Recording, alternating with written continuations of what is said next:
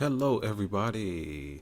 Welcome to the channel. Welcome if you are on Facebook or YouTube today. My name is Atum Sphinx. Thank you so much for joining.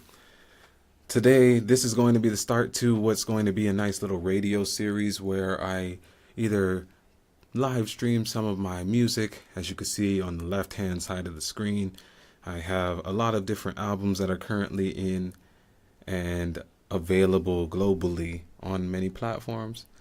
But today I've had a lot of questions recently about who is Atum Sphinx, where did I come from, what is my beliefs, and many of you know me throughout Chiang Mai, Thailand, where I've been living for the last 8 years. But a few years ago I managed to get a chance to sit down with this wonderful podcaster and friend named Aaron Tan, who runs the Mostly Yoga podcast. I'm hoping he's still up and doing it. And me and my wife stumbled upon it just the other day while revamping some of our sites, our websites, and our channels, because everything's been growing so exponentially. So I got a chance to listen back to this podcast episode, and I wanted to share it with you all. I spoke on my life, who I am, how I was called into music, certain things and experiences that some may deem as negative or transformational. And Aaron was just an amazing interviewer the whole time. So shout outs to Aaron again. Please go ahead if you get the chance to check out his channel. I was on episode 45, which we're going to listen to today. But also he does have multiple different videos where he's talking to a lot of great and influential people globally from many different aspects of spiritual practices and just lifestyle. So without taking up any more time, we're going to go ahead and just open before I get this podcast started, because I did say we're going to start the stream today at 2 ICT, so that's Indo-China time zone. So we're just giving it a few more minutes. But while we're doing that, let's go ahead. Let me see if I could pull up a little bit of my somatic music for you all. And let's fall into a quick meditation before I get started with this. So let's go. I have a lot of folders right now. I've been doing a lot of work online, so let's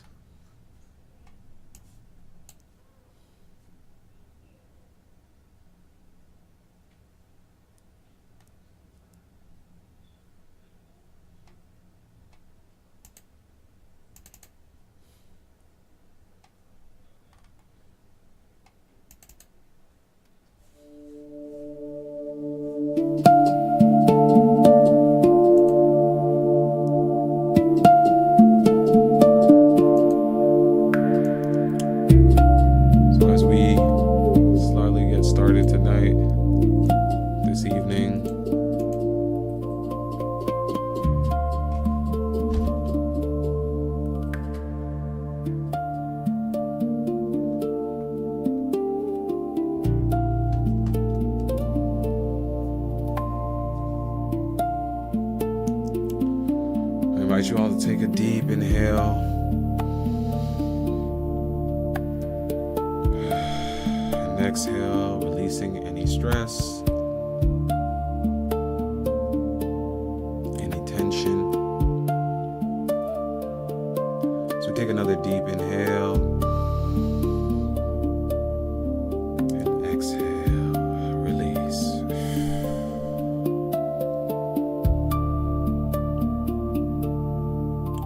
This episode today is going to be about 3 hours long. After the initial podcast, I'll come back on and I will speak about my thoughts and experiences listening back to this episode.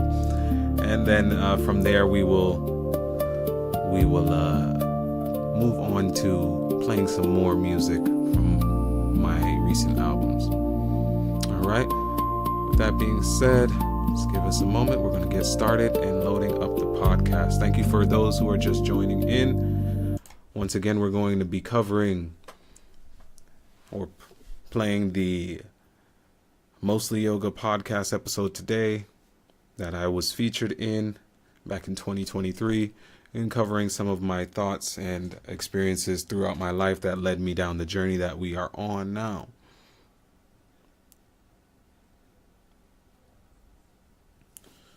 So, if I could show you quickly what Aaron had written as a description. His second guest from the Chiang Mai Soul Connection series is Atum Sphinx, another gifted musician seamlessly weaving together the sacred and the sublime. The things we talk about: finding strength through softness, symbolisms and ceremonies, visions from the goddess Ishel, a reminder of pain, move, earn, and learn, doing your side quests in the RPG of real life, moving to China, kung fu fighting in the dark, evil lions, God, and always watching, the power of gratitude and thanking your elevators, a world within a coconut, Om Shiva Shambho, and Hari Om. Yeah. So these are some of the things we do talk about in this episode, as well as we go over just some phases that I was in my life. So without taking up any more time, let's go ahead and get started. We're going to listen to Aaron. The Discord is also listed in the chat, so feel free to join us here on Discord as well. I'm going to be playing a few videos that I did have of different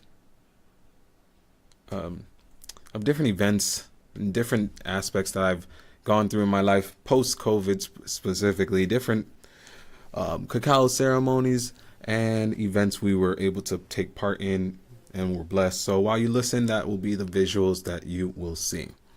All right. Thank you so much for being here.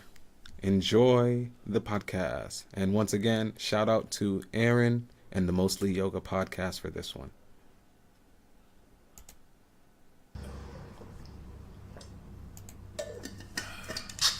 Hi friends.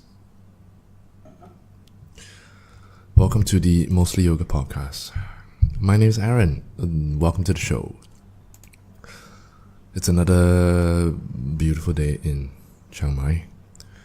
The sun today is relentless, very hot, but a good day to get your laundry done, which is one of my agendas for today. My guest today is Atum, and I think I met him about a year, maybe 2 years ago, I think, around there, during one of my ceremonies. And then I remember him, like this guy, as just like a ball of like positive energy, and we were in this pool. I don't know if you remember this or not, bro. We were in the pool, and then there was this lady who couldn't swim, and she was just like clinging onto the ledge and using the float to, because we were all in the pool, and then I think she wanted, the group was there, so she wanted to join in, but she couldn't really swim. And then, and she was kind of struggling to join us in the middle, and I think you went over there and you managed to like guide her into, like, lead her out of her comfort zone and into the center of it. And then we all started like supporting her in the middle of the pool, and it was such a magical moment. I remembered you for that. I mean, this kind of people are beautiful, so rare to find, and I'm sure everybody has their own Atum story, to share. Anyway, we had a really amazing chat, and he shared so many amazing stories and interesting perspectives, and I agreed with almost all of his experiences and his insight, and I'm very excited to share this episode with all of you today, whoever that you're, the people listening. Maybe around the 10-minute, 15-minute mark, we had to move halfway because we were initially in a yoga room or a function room at Amaravati. And then I think this lady came in, and she actually booked the place. So we had to like move, and then we moved to his space, which I felt was much more comfortable because it was like his space, his energy was there. So just take note of that. Then some of the things we talked about was just the significance of like daily routines, and a lot of it was just how he shares his perspective as he moves through life with gratitude and how he interacts with the world around him. Very, very insightful. I really enjoyed this conversation. If you're a long-time listener and you like what you hear, as always, go to the coffee page, coffee.com/mostlyyoga, to show your support if you can. And then if you decide to donate, thank you in advance. And if you don't, that's fine also, because you can still listen to this for free. I'm always happy to make this. I like talking to the people that I talk to, and I like sharing it on this platform. And I'm going to keep doing it. Yeah. Without further ado, here is Atum. I hope you enjoy it.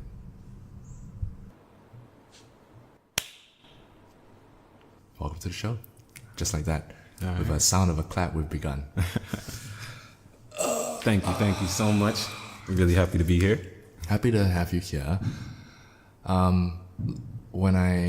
Yesterday when I did my impromptu podcast with Craig and Jackson was there, it was like a nice little warm up because I knew that when I came here, I brought all my stuff. I wanted to chat with some people here, and I was a bit nervous, new place, new environment, and had to get into the groove of it. So yesterday was a nice little warm up before I came to chat with you. Yeah. I appreciate you that you think you needed to warm up for this conversation. You would think so. I've been doing this for quite a while, and I've been chatting with people. Some are my friends, some are like not so close, and some are strangers, you know. And I always feel nervous. Really? Yeah. I always feel like because there is a certain amount of Yeah. this is a bit serious now, It's not we're not like simply hanging back, but we also are, Yeah. Yeah. It's funny you say nervous because I have been trying very much to, how would I say, balance the idea that the energy that I'm feeling sometimes, because we're in a society right now that tells us everything's anxiety, you need medicine for everything and stuff like that, that I almost forgot that how it felt to just be excited without it being there's an underlying fear to why I'm excited.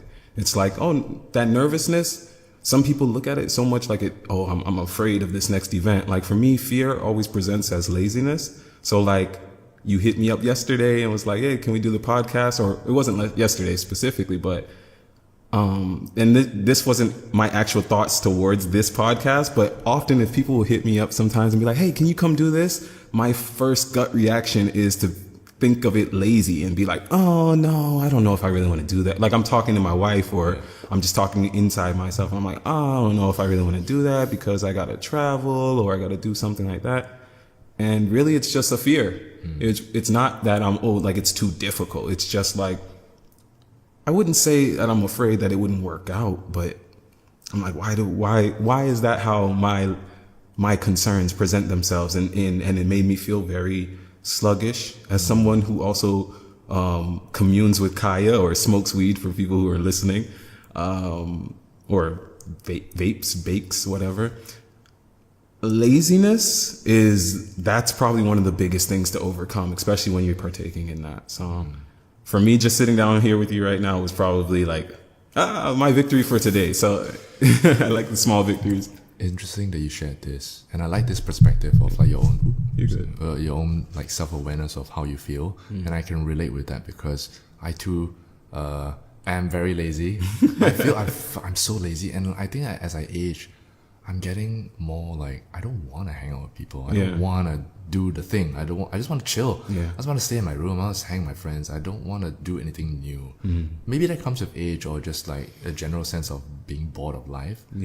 But also, there is that you once in a while you do need to step out of your comfort zone a bit and to do the new thing and to try it out. And oftentimes when you do step out of the comfort zone, good things happen with it. Yeah, so I'm glad that you took this chance. Oh no, this is awesome. Sure. I haven't done a sit down interview in maybe 5-6 years. It's not your first podcast? No. Well, I've done radio interviews, so I guess you'd consider that a podcast. I consider it, yeah. Yeah. But that was back when I was in my music career, when I was still living in the States and trying to just be one of these celebrities, trying to be a superstar. And it's I'm already a superstar. But this was the first time someone has wanted to really interview me recently. And it just the timing, all of it was just so perfect. And the version of you now is who I'm more interested in than the, you know. Yeah, 100%. Because this version of you, the present moment you, is the one that has the most experience so far, that has learned the most lessons, and I get the opportunity to you know. Yeah. No, I've learned a lot. I definitely feel like I learned a lot. I'm not interested in stopping my learning at any point right now. And at the same time, everything that I feel like I learn, I'm like, it's okay if I forgot it tomorrow. If I forget it tomorrow, that's just more opportunities for me to keep learning and improve. Maybe if I forget this thing that I just learned and tomorrow comes, that means I can learn it a different way. And now I can see it in a whole different perspective. So like, I mean, there is some benefit in unlearning also. Or if you feel like you are learning something in the wrong way, it's good to reset. Yeah. Yeah. No, like with guitar, like I've only really been invested in my music and my guitar playing specifically for like about a year. But yeah, and yeah, as you can see, I'm holding music circles and all of these things, and it was always self-taught. Maybe in the last month or so, I had an actual guitar teacher come through, but for me, I had a lot of fear behind learning the guitar because everyone who I saw that was doing guitar, who taught guitar, they were right-handed. And my whole life, I'm left-handed, or I'm ambidextrous in a sense, but my whole life, people went like from growing up, being left-handed, I took longer to learn how to tie my shoes, so many different things. So I had put a mental block on myself, like okay, I'll learn the guitar right-handed, but like when I would play it so differently from some of the people, and it would be like really aggressive, like I was trying to beat my right arm into submission, like I'm in control of it. And over the last month or so, even with the guitar lessons, my teacher was just telling me like, yo, you have to be softer. And he was like, you have to be softer in playing it. And I hadn't realized how much of the reasoning why, like, okay, he would tell me, oh, let your arm hang like this and just kind of just let it flow and go up and down. And I didn't realize I'm Jamaican, like my family is Jamaican. I don't know if you know much about that culture. But at one point in time, it had a very homophobic, I had a very homophobic undertone to it. So Wait, I don't understand. So as in the culture? yeah, well, I wouldn't say all of it, but at one point in time, like, I don't know if it was a Caribbean thing. I don't know if it stemmed from slavery, oppression or whatever. But at one point in time, I think it's actually more religious. Large portion of the islands, large portion of the Caribbean is Christian dominated, Catholic. So I grew up in a society where it was very much so like, well, you're a man, this is what boys do, this is what men do. So like even just moving my wrist or letting my wrist hang, if my father, and he wasn't one of these type of like bigots or anything, but even if he saw me doing that, he'd be like, hey, cut that shit out. What are you doing? You know, stand up straight, be strong. So when my guitar teacher is telling me to do that, It's a bit of resistance. yeah, and I didn't even realize I had that. And it wasn't like, oh, my mind was instantly like, oh, no, you like this now. But it was just like, I was fighting my own body. I was fighting so much things. Same thing with yoga practice for me. Like when I first started practicing yoga, I started about 3 years ago. I'm not saying I'm a master of it or anything, but when I first started practicing, I was like, a lot of these positions I'm in feel a little bit suspect. And I was like, okay, but why are you judging yourself? Like, okay, you know the things you believe in, you know how, like, you know who you are. So those type of things, those perspectives that you are giving into, those thoughts. It's your mind playing tricks on you. Exactly. So I have been adamant in softening myself recently, which is kind of difficult at the same time because like when I hold the music circles and everything, I'm very much, I guess, in the lead of it. So I feel like I'm powerful. Like, okay, if I show fatigue or show too much weakness right now, the whole rhythm will fall apart. But my teachers and all of them, they're so soft when they're doing these things. They're so calm. They have so much peace. So that's what I'm always striving for now. So I had to unlearn what I had learned for the last year of playing guitar. I was playing it just like bam, bam, bam. I broke so much guitar strings, like even my electric guitar string popped and up just with my fingernail. I wasn't using a pick or anything. And I'm like, that's so much aggression. Like, let that go. Why are you, what is that towards? Like, why are you playing so rough? And now I recently got a new tattoo on my arm, and my right arm used to, a lot of people don't know this, like, unless you really knew me, but my right arm used to have, you'll find out now. Right. I used to have a brand on my right arm, like when I was a kid, I don't know if I wanted to be like a gangster. Right. But my cousin, he grew up in what you would say is like the hood. But I grew up in like the suburbs. But every summer my cousin would come by my house and he'd come by and we'd just kick it. And one year he came by, I was like 9 years old, and he had like some scratches on his arm. 9. Yeah. He had some scratches on his arm, but it was shaped like a P. And his name was Patrick. And so he started, like, he's like, yeah, no, I kind of rubbed off my skin with an eraser. Huh? Like, yeah. Okay. So I'm not saying it made sense, but I was like, that's really cool. I want that too. When you're 9, everything that is cool. Exactly. Yeah. So he was like, you sure? He asked me multiple times and everything, I remember. And he was like, all right. And he proceeded to, basically, my name, Atum, right now, but my birth name is Akeem. My mom gave me that name. My name changed to Atum when me and my wife got married. Like, it was like a ritual for us. So he starts marking an A on my arm. Painful, of course, like we're scratching. With a pencil eraser. He just kept rubbing off my skin. Okay. And it turned into a scar. And I've carried that scar for years, my whole life. And through my like plant medicine journeys and stuff, I realized like that was also like a symbol of being oppressed, being a slave to something, like being owned. And recently I just went on a trip to Pai, Thailand, and to see my tattoo guy. Shout out Owen, Bamboo Tattoo. Shout out.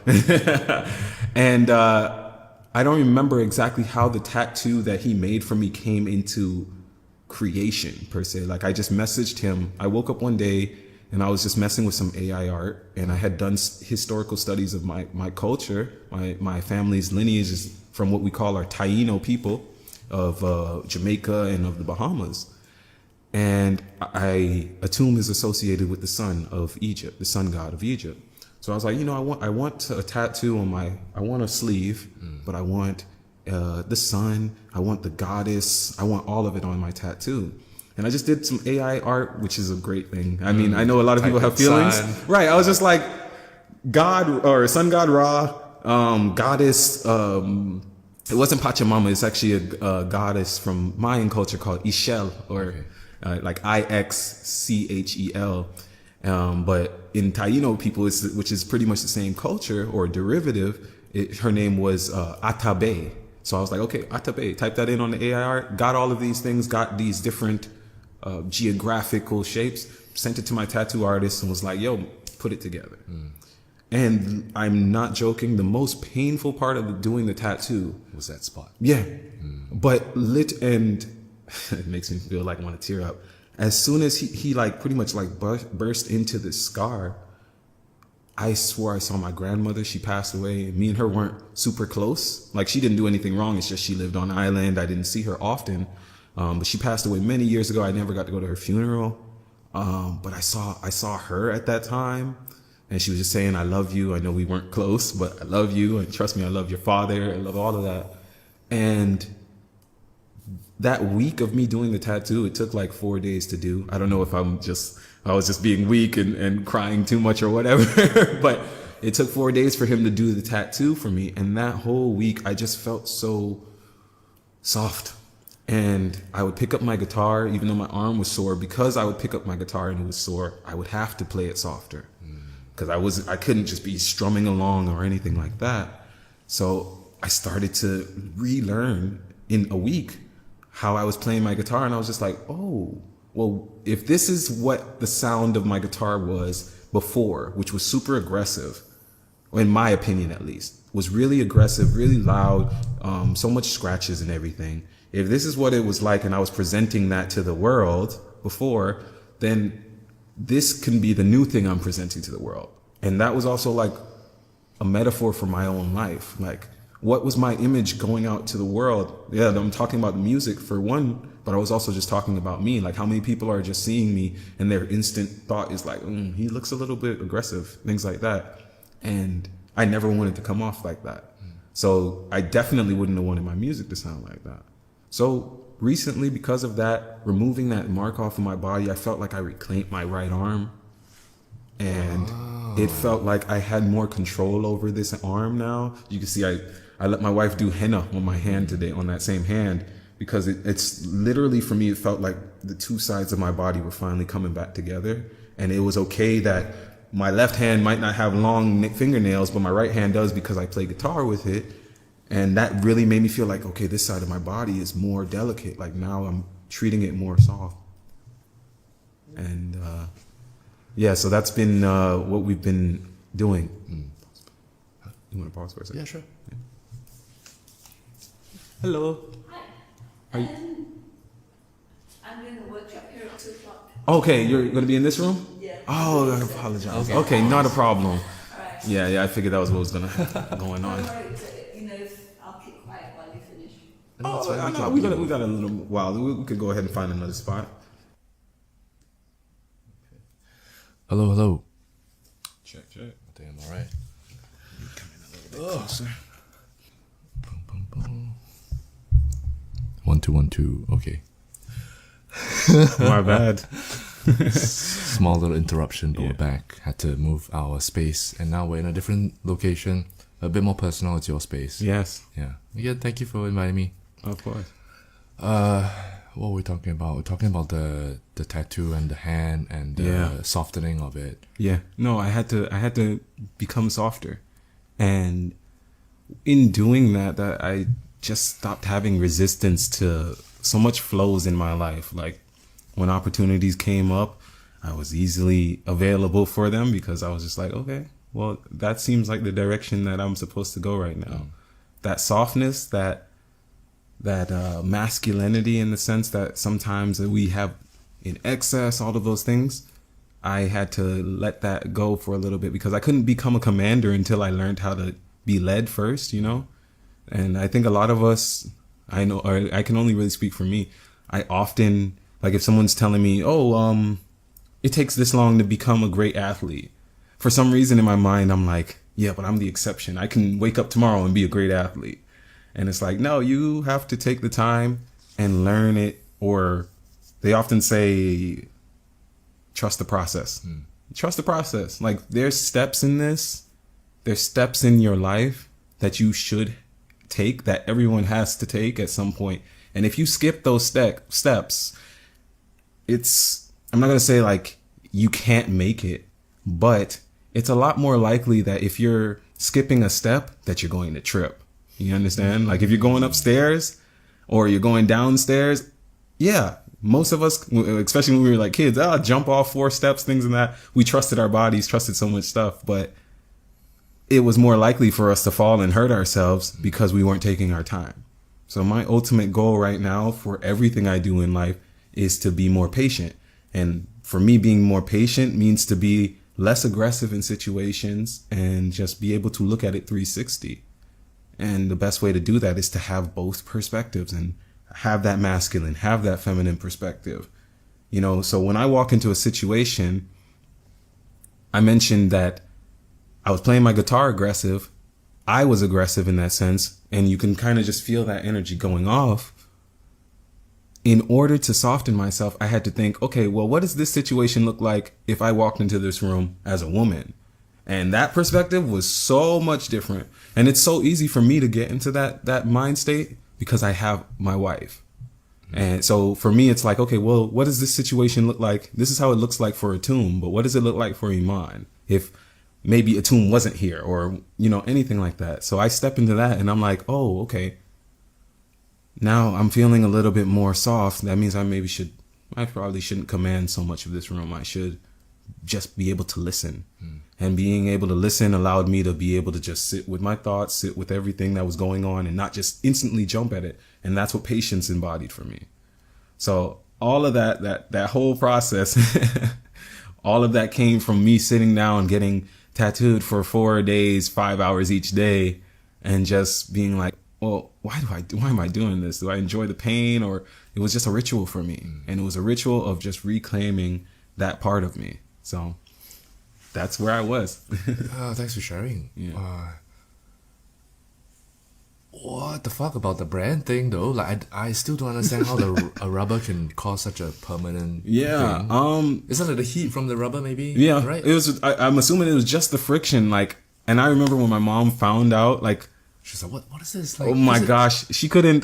So I'm definitely from the age where we used to get whoopings. You understand? Yeah. But I made sure that she didn't find out for about 2 weeks, and the only reason she did find out was because it became like a scab. It was like it was a big scar on my arm. And you're 9 years old. You can't really run Hide. away. Yeah, Right, you right. can't hide, yeah. So, but she found out we were like on a family vacation, and we went like I went swimming like a fool. Of course, yeah. And yeah, so that whole night my arm was just itching, it was in pain, and she was like, What's up with your arm? And I was like, oh, nothing. But we were in a hotel, so there was not going to be any spankings or anything right then. But yeah, no. The moment you got back. Yeah, most likely. I can't remember it, but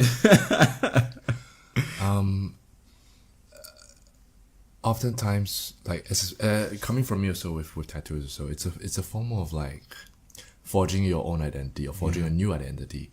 Sometimes, like say, like I have a couple of animals on my arm, and they represent certain things at certain points of my life that I wanted to embody. Yeah.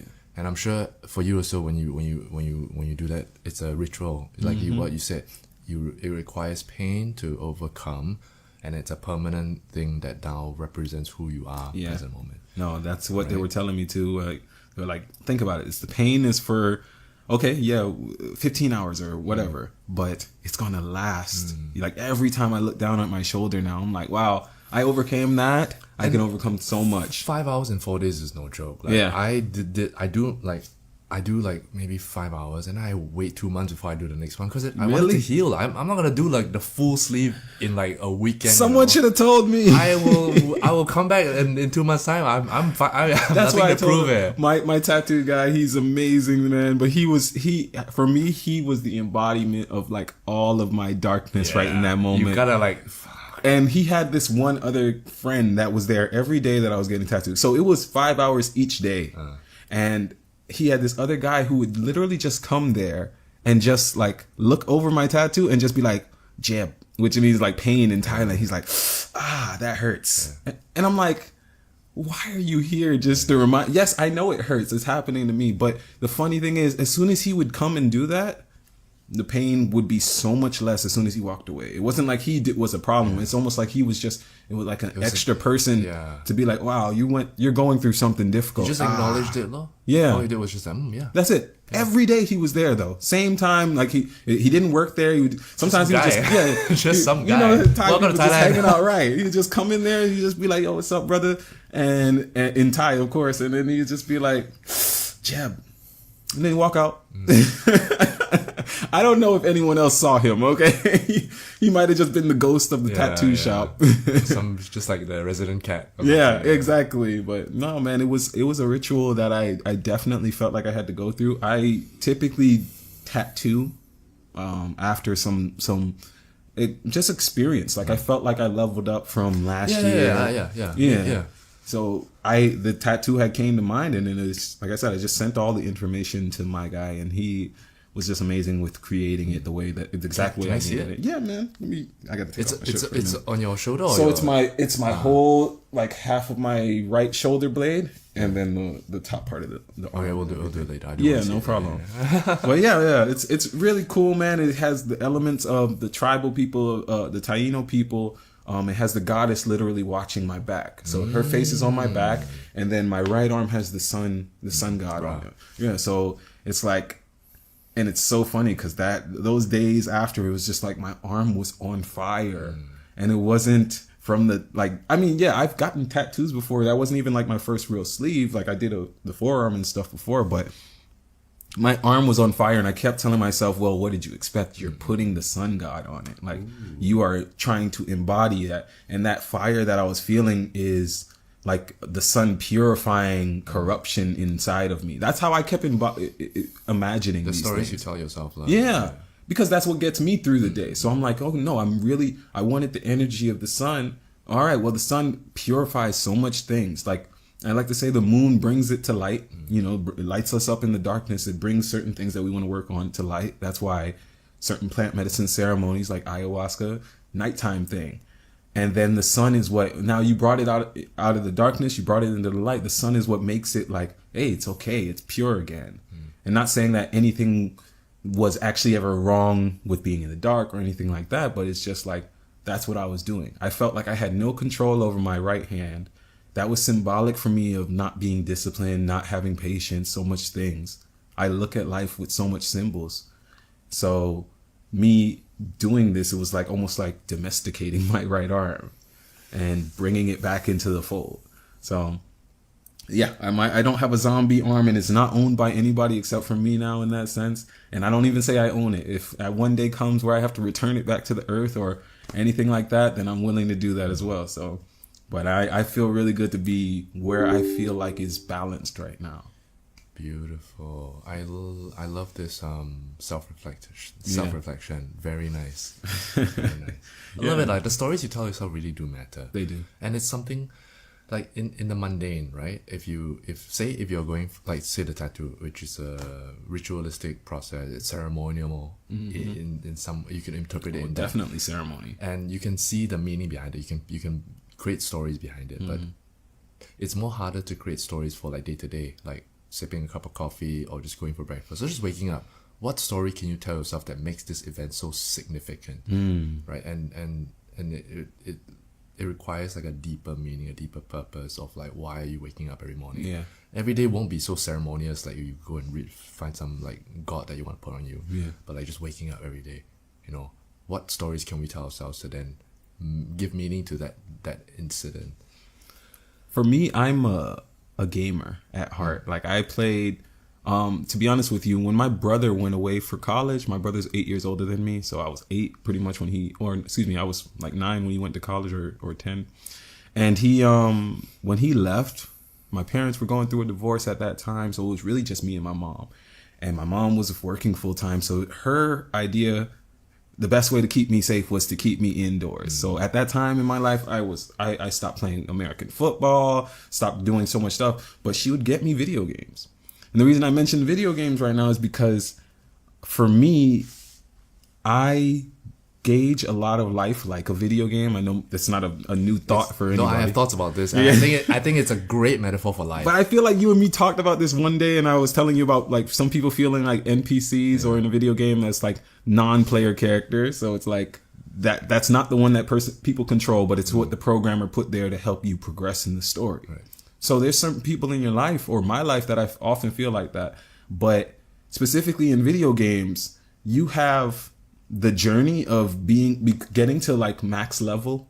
One game I used to play a lot was World of Warcraft. Well, of course. World of Warcraft. Horde Alliance. Oh, Horde. Oh, yes. Oh, it was always Horde. Yeah. I was I played World of Warcraft for maybe about 8 years, 9 years of my life. And I'm lying. I was probably more like 15. but I'm also considering going back into it. They just have a new expansion coming out. So many things. Microsoft just obtained Blizzard. So it's like a big merger. And I'm just like, this is huge. But in World of Warcraft, you have the great journey of going from level 1 to whatever the max level of the game is. And I watch so many people love that part of it and then hate being at the maximum level. They reach the max level and the highest point of their career in the game, which I'm talking in metaphors in the sense this is symbolic. And they're just like, okay, what now? Like I'm here. And it's like, well, there's thousands of things you can do. You can even go back and do those things that were considered low level for you before. And you could redo those things. But for me, every day, I weigh my success personally. And this is how I gauge whether I'm in a good mode in my life or a good part of my life, if I can actually stop and think and reflect on this. Some days I'll sit down and I'll be like, I'm not doing enough.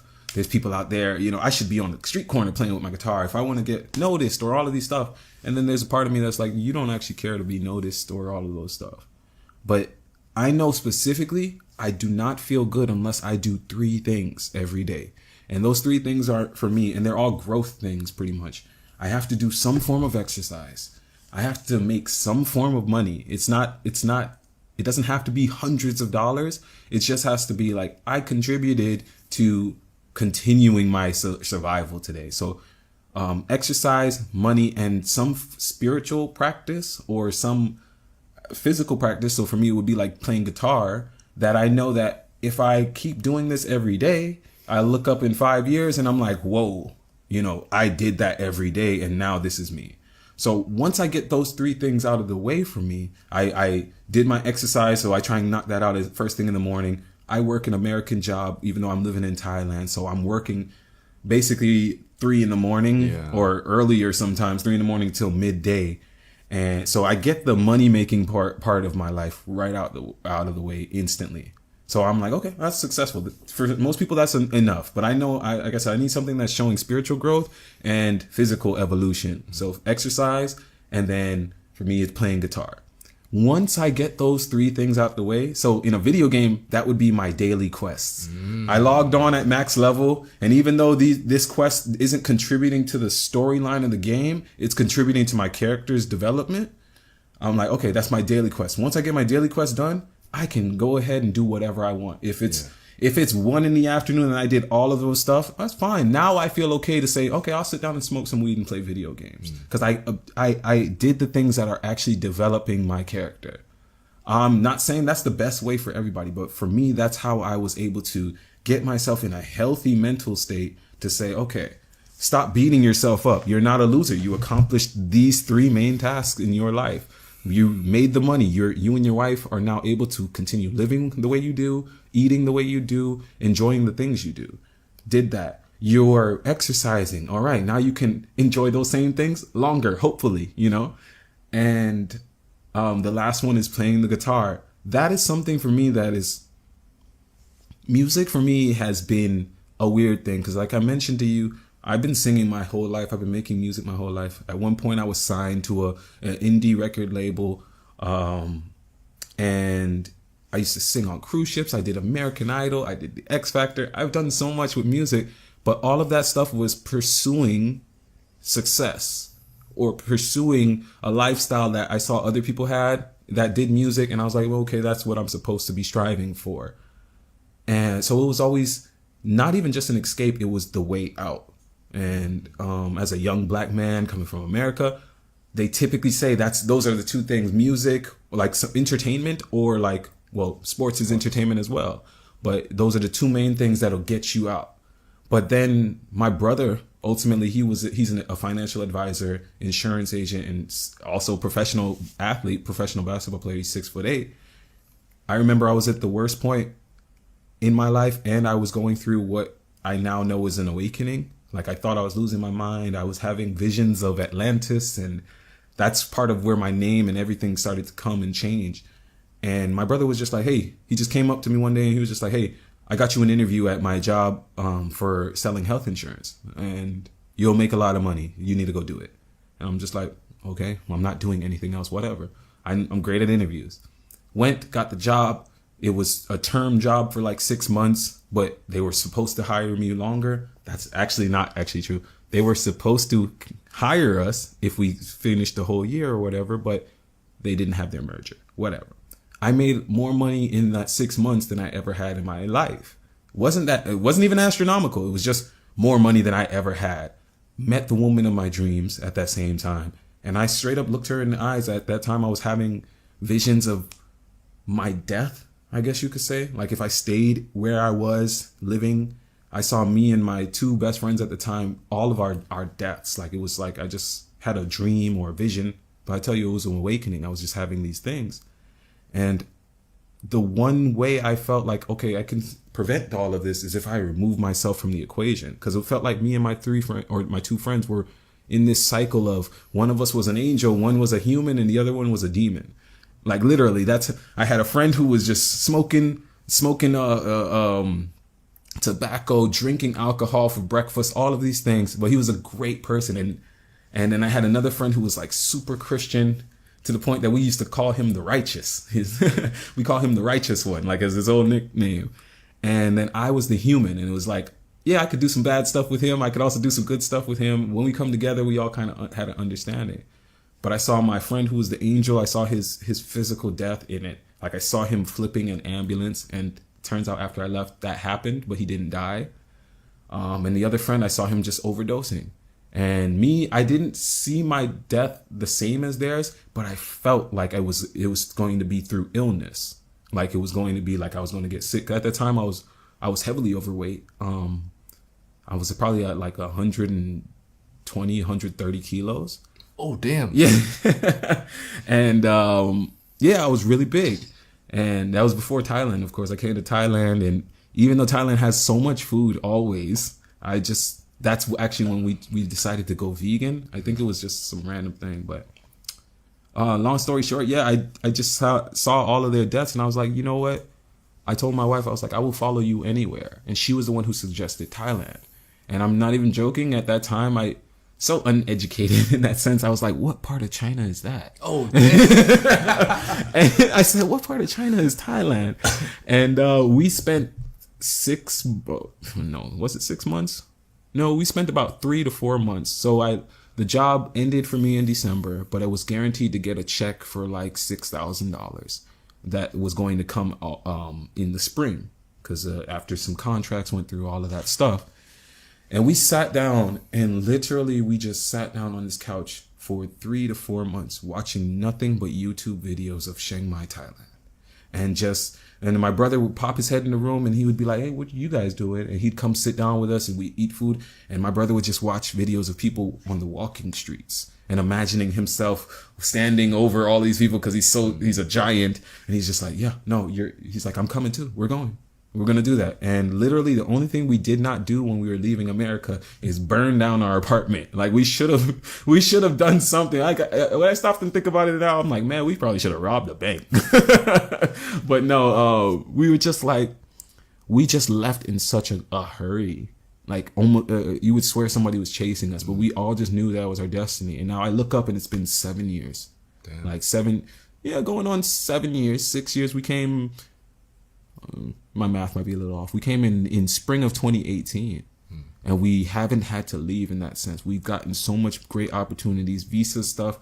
Like some of the hardest times that people faced here were COVID times. Of course, everybody went through that, but like to see foreigners sometimes that during that time, and they were just afraid, not knowing what their visa status was going to be, or were they going to get sent to a country that's red flagged with COVID, all of this stuff. And we didn't have to worry about that because we had such a blessing that my wife had got her teach.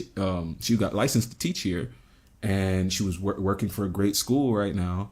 And as soon as they got us, they were just like, hey, you guys married? And we were like, yeah. And they're like, well, he can be covered by your visa. So that really helped because at the time I didn't have a degree. So for me to find a teaching job wouldn't have been something that was possible in that sense. And it was just, we moved to Thailand with the intention that we're moving to Thailand.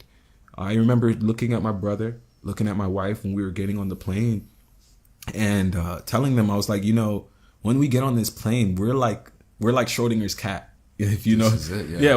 we are literally going to be dead or alive for the people. I told them to make sure that we all got over the emotions. I was like, man, everybody that we're leaving, they think of them they're dead already. This is it, yeah. Yeah, they're dead already. Because we don't know what our destination is. We didn't visit Thailand and then come and move. We just went straight. All our bags were packed and we just came, and on a one-way ticket, and that was that. And since then, literally none of our family, nobody was able to come visit us. Hasn't been able to visit us because then when they finally started planning, COVID happened. And then now after COVID, people are sick. Like my wife's mom is a little bit not well, and she's normally the one who would travel and set all this stuff up. So we've been here and isolated from our families in that sense. And I know that's not a new story for so much people in the world, but what I had to do was it made me have to step into my role as a man, because now I have a wife. She's not here with her family. Our family would send money here and there and help us out when we really need it, which in the first few years here definitely needed, and it's extremely appreciated. But I had to step into so much roles, and at that time I was only 25 and I was just learning myself.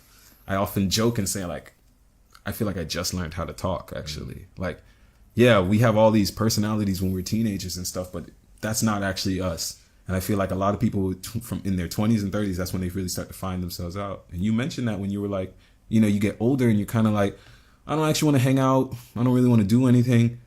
And I can't tell you, because I don't know for myself whether that's a positive thing in my life or if it's like hindering, or like I said, if it's a fear, because sometimes you're like, I don't want to go do that, and it's like, wow, you might be missing out on opportunities to meet somebody else that might be there to help you get to that next stage of your life. Or other times you might actually be avoiding a dangerous situation. And what we're trying to do now is really get back to trusting our gut, which is like our real magic in that sense. Like, it's not telling myself every time that I say I don't want to do something that it's actually wrong. Maybe that's the part of the childhood in me that needed to be healed, to be like, they often say that we are not able to, like when we're kids, if somebody's like, oh, I want to hug your son, this child doesn't have any say in that. It's like, oh, go hug your uncle. It's like, no, I don't feel like doing that. So I guess I'm coming back to being like comfortable with not everything is for me. That's really been key. As a millennial, my wife often tells me that I'm trying to overcome FOMO, or fear of missing out. I hate that word. I know. I hate that word. But it's something I really had. For me personally, I really, to the point that I found it healthier for me to block certain people. Because it started to feel like you're doing this. Like, I know it's so conceited to think, but I'm like, man, do these people know how that affects me? Like, oh, I wasn't invited to that, or I was invited and I couldn't go. It's all types of stuff. And I'm just like, I'm going to not unfriend these people because I enjoy these people, but maybe I don't have to see all their posts so much. Go ahead. No, you. Because it made me feel insufficient, man. It was really a beautiful did. sharing. Again, I really love the perspective that you have about all these things. Even from, and as you were talking, I have a lot of mental notes about how I agree with most of the things that you said. From the analogy of the video game thing, where a video game is the perfect analogy for life. It is. If you believe in simulation theory and all that, you are the main character of your own game. Everybody else is an NPC, and everybody that you interact with can either help you or hurt you along the way. Whatever that you have envisioned for your character, if you want strength, you do this and you add strength to the point. You want this, you want that. You have a choice of doing everything, but you do need to complete your daily quest to be able to go and do your dungeons or whatever. So many times I was too broke to do the stuff that my other friends were able to do, and they're like, hey, come buy this thing. It's $1,000, and it compounds because then afterwards you don't have the item, so you can't go into the cave. Exactly. And there are times when you just want to walk around the town and look at people and like fuck around, like go and disturb some like lower level people. And sometimes it's okay, it's serious business. Let's meet at the entrance of the dungeon. Exactly. Let's go and fucking raid, right? So there are times when like it's just casual. Sometimes it's just like important, and sometimes when you die, there's consequences to your actions and stuff like that. You can't attack something that's too high a level. And also, you mentioned about how the people that are at the highest level, when they have all the gear, where they've been through everything already, it's boring to them. Yeah. And you think about why that is, because I read this Alan Watts book. I can't remember what the title is, but he explains about how imagine when you're playing a game, right, and you have the cheat code. You know every path, you know everything, and you have infinite life, and you play the game. It gets boring because there's no challenge. None. So imagine you are the universe, right? You are God, and God is you, and God has the ability to just snap his fingers and everything can happen. So to him, playing this game of life is boring. So to make it fun, he removes the cheat code. He removes the infinite lives. He removes all the goal. You have zero money. You die one time. That's it. And this is you. And there's people who love that difficulty. Yes, love that. Because you are God playing a game of life, right? You are the universe experiencing yourself. So when you are playing this game of life now, and when you see certain challenges, you have to realize that this is the game. This is the part of the fun of this whole thing. Right. And you can't meet it with like anxiety or fear. You must take it like, oh, I died. Oh, okay, I'll wake up tomorrow. I grind some more. Once I get a better sword, I can go and fight. Exactly. And then the more things you happen, the more it becomes fun. And some people don't want that grind though. I know, but there's certain games that, how can I say? There's certain people who don't want that same grind of being like, okay, well, I'm just gonna get. So there's a game like Diablo, for example, where it's just we're gonna run into the dungeon, we're gonna kill these things, we're gonna get new gear, and then we're gonna do that same thing again. Yeah. And there's some people who don't want that type of thing, but there's also what this world is. Yes, this world is a game, but it's also like an arcade. So it's not just the one game. We're not all just meant to go fight the dragon, get a sword. Some people are, their life is literally, no, I pick the potatoes and I put the potatoes in the bank for storage. Yeah. Somebody else takes them out of the storage. That's not my role. Some people, and you can find enjoyment in picking the potatoes. It's fucking lawnmower games, right? Stuff like that. Literally, like that, any game can be a exactly. life. And you just have to tell yourself like, I'm enjoying this. You have to remember that you signed up to enjoy this thing. So like, me and there's a guest here. This guy named Cody. He's been through some of the plant medicine ceremonies, and we were sitting down the other day and we were just talking about that we chose to live life, and we both were like, we're very adventurous. We could just off of conversations, we could see like we're really adventurous. First of all, if you've ever been in any plant medicine ceremony, you're definitely a brave and adventurous person. I don't care what anyone else tells you. You have gone into the darkness of your soul and looked at it and been like, wow, okay. So we were just saying that, okay, if I chose to live, if I got to choose this game, I know that I'm here for a real purpose then. It's not just because I just chose the game, but I wouldn't choose, me personally, I wouldn't choose a game that looked boring to me. Just like you could have been born in any time. I could have been born in time. I'm a singer. I could have been born in time in the times where Motown and all of those, like Michael Jackson and all of that were superstars, where people cared a lot about how your voice sounded singing. But I also chose to be born in a time where it's more articulate, when people are rapping and things of that nature. Not saying anything's wrong with those. Just saying I didn't choose to be born in that time. The reason I'm saying all of this is because he asked, or we were both saying, like, a lot of people are like, what's the purpose of this? We're all seeking what's the purpose of this life and all of these things. Or if all of this information a lot of us are collecting these days, because our whole generation is kind of feeling like this is the end times. Like everything is going to shit and it's like, it's game over. And I told him, I was like, I know for a fact that even though it seems like I'm learning all of this stuff and it has no real reason, I know that there's definitely like something I'm actually preparing for. That's why I'm going through these physical journeys. That's why I'm trying to build up my spiritual force. I don't know if it's going to actually ever be, we look outside our window and there's a dragon and we're like, all right, grab that katana over there and we're going to go fight this dragon. I don't know if actual katana over there. Yeah, right. By the way. No, I train in here, man. Yeah. Because for me, it was another thing we talked about. It was like, I was like, I'm always training for zombie apocalypse. Yeah. He's like, I'm training for robot revolution. Okay. I'm like, all right, well, we'll team up. But I'm like, I know I wouldn't have chose something that I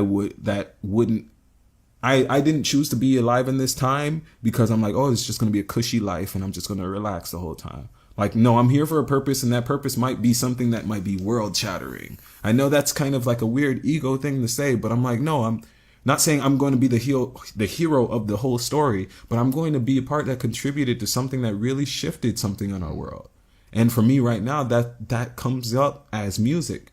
Like, there's so much people who looked at me in the last 2 years of my life, like, wow, this guy's like a high spiritual person.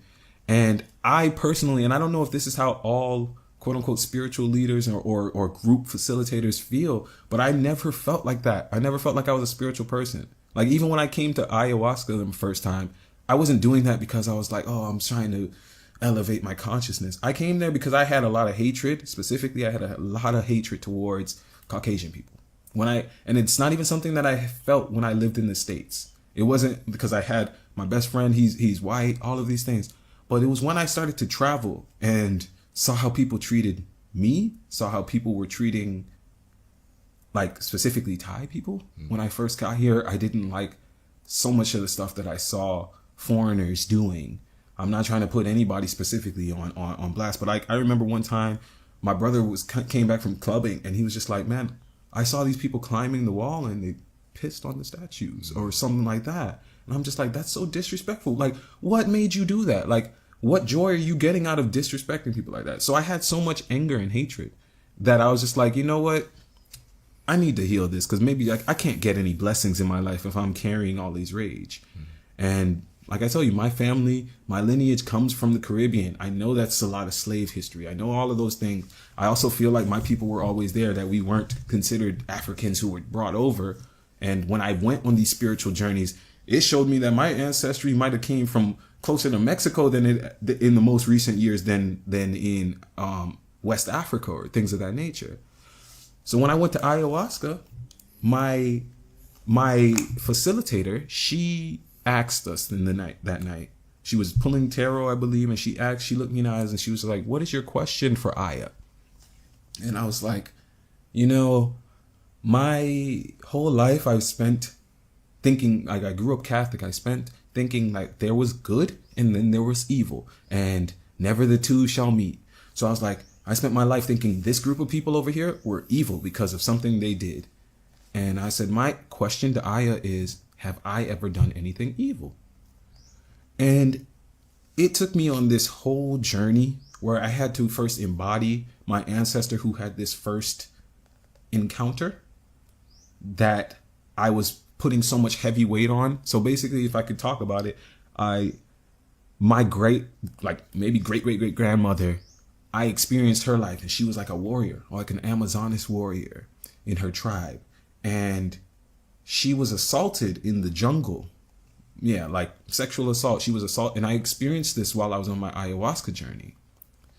And she was just laying in the jungle. And it was like, long story short, first, actually, is that the people that I was blaming for this thing, my ancestor who experienced this quote unquote trauma, didn't have any perspective of who actually did this. She was just assaulted in the jungle by this darkness. Never got to see a face. So you understand, I'm spending my actual existence, my life sitting here saying, oh yeah, because history books and all of this stuff told me, oh, this group of people did this evil thing or this and this and that. I'm sitting here spending all of that energy that I could have been used manifesting positivity in my life. I'm spending that hating a group that the person that was actually harmed by the act didn't even know who did the thing. You understand? It's like you're in a room filled with people and you're just spinning around pointing fingers saying, I hate you, because she didn't even know. But at the same time, she didn't feel that. I'm the one who's 10 generations down, and I'm sitting here feeling this energy talking about they did this to her. And she ultimately, by the end of my whole journey, I experienced her becoming like this chieftain in her village and just kind of being this medicine woman now that she had put down her sword. She couldn't hold the swords anymore because part of the act, like she was in a war or whatever, like she lost her arms. And that was a part of the experience that I had to go through. But she just had this beautiful life that came out of it. And clearly a beautiful existence continued to spawn because that was generations ago and I'm still currently here. And it was so healing. And the message, so basically I went through that whole journey, and the message that Aya told me was that there is no evil in nature. Like certain things just happen. And part of that experience, I experienced it as my greatest grandmother. But at the same time, I also realized, like, hold on, that I wasn't even a human. I wasn't being assaulted or sexually assaulted in the jungle. I was just another animal walking through the jungle in the night. And specifically for me on the journey, they say you take ayahuasca, sometimes you see your spirit animal. A black panther fell out of the tree, like a jaguar fell out of a tree on top of this animal that I was. So I'm sitting here thinking I'm being sexually assaulted. And really it was like, if you know anything about like big cats, they like to eat their prey alive pretty much while their heart is still beating. So I'm thinking I'm being assaulted and really a cat's on my back eating me, eating my butt. But I had that experience. And the thing that really got me up in the Aya ceremony was that I thought, I was like, man, this is really tough. If I'm experiencing this, what's my wife experiencing? She's in the darkness in the room too. But I was thinking about it like me, but also as like this woman who was in the village, and it's like, okay, if I'm going through this and I'm the warrior who's supposed to protect everybody, what about the people who are back there and they don't have any protection? So I stood up in my Aya ceremony. But at that time, I was being eaten by this black panther. I gained so much strength. I'm laying on a mat in the physical, and in the spiritual, I was in the jungle laying on the floor being eaten. And like, I just kind of just got a jolt of energy and pushed myself up. And at that moment, this black panther revealed itself in front of me. And it was so scared. Like the cat itself was scared that when it realized like, whoa, he's still alive or she's still alive, whatever, it ran off. And I don't know what that was fully symbolic of. Maybe I'm still processing it, even though it was 3-4 years ago. But that had always become my embodiment. And I know that was just my learning lesson. So I was able to get up and try to go to my wife. That journey was a very long journey. And that was just the first night of a 3-night ceremony. But yeah, I did some kung fu. I was completely naked. I did some kung fu in the darkness with one of the facilitators. I ran out of the ceremony room. I swam. I went through so much different things, and it was like this never ending journey. Cause I still sometimes, like, even though I'll wake up now and like it'll be dark in my room and I'll be like, oh, I'm back in the ceremony room. Like I'll hear, I do live at a place where they facilitate these things. So some nights I am waking up and it's 2 a.m. and they actually are drumming downstairs. But a lot of times I'll hear that drumming and I just associate that with my heartbeat now. So I don't want that drumming to ever stop. You feel me? But yeah, I know I went on a lot and it looked like you took down some notes again. Yeah, I did. I mean,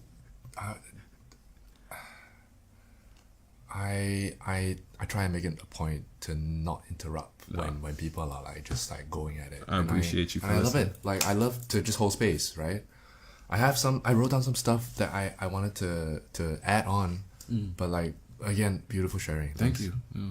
I mean, just think about this, what you just said. So far, everybody that has gone through such ceremonies have always had such great insight, you know.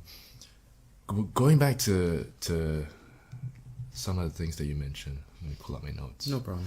I liked what you mentioned about the 3 things that you wake up to do, like you said your daily quest, which is to move, to be closer to your spiritual self, your higher self, to God, and the logical world is to make money. Yeah. And as a man, I think this is it.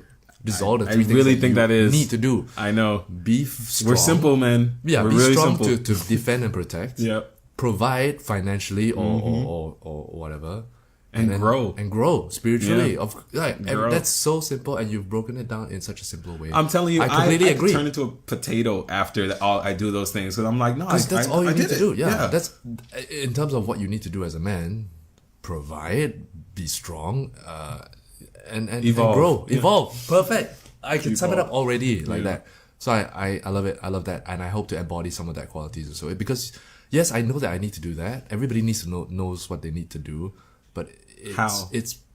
You phrase it in such a very simplistic way. Yeah. Just wake up, do your daily quest, which is 1, 2, 3, and you're done. Yeah, you play the game for real now. Yeah. Now, so yeah, for me, I say okay, I could do whatever from there. I still choose. That's the time I spend with my wife. We watch some TV, everything after those things. But that now leaves room open for me to explore. Yes, because you're like a farmer. Yeah. All you need to do is just sow the seed and water it. Every Right. day you just water it. And then the rest of the time is just you're waiting for it to grow. Exactly. So during that time you spend it with your family, you go to the Anything. you do or whatever pick you up want. some new skills. Yeah, just climb a tree or whatever, Yeah. right? So it's not like, oh, I need to be doing something. I need to be doing something.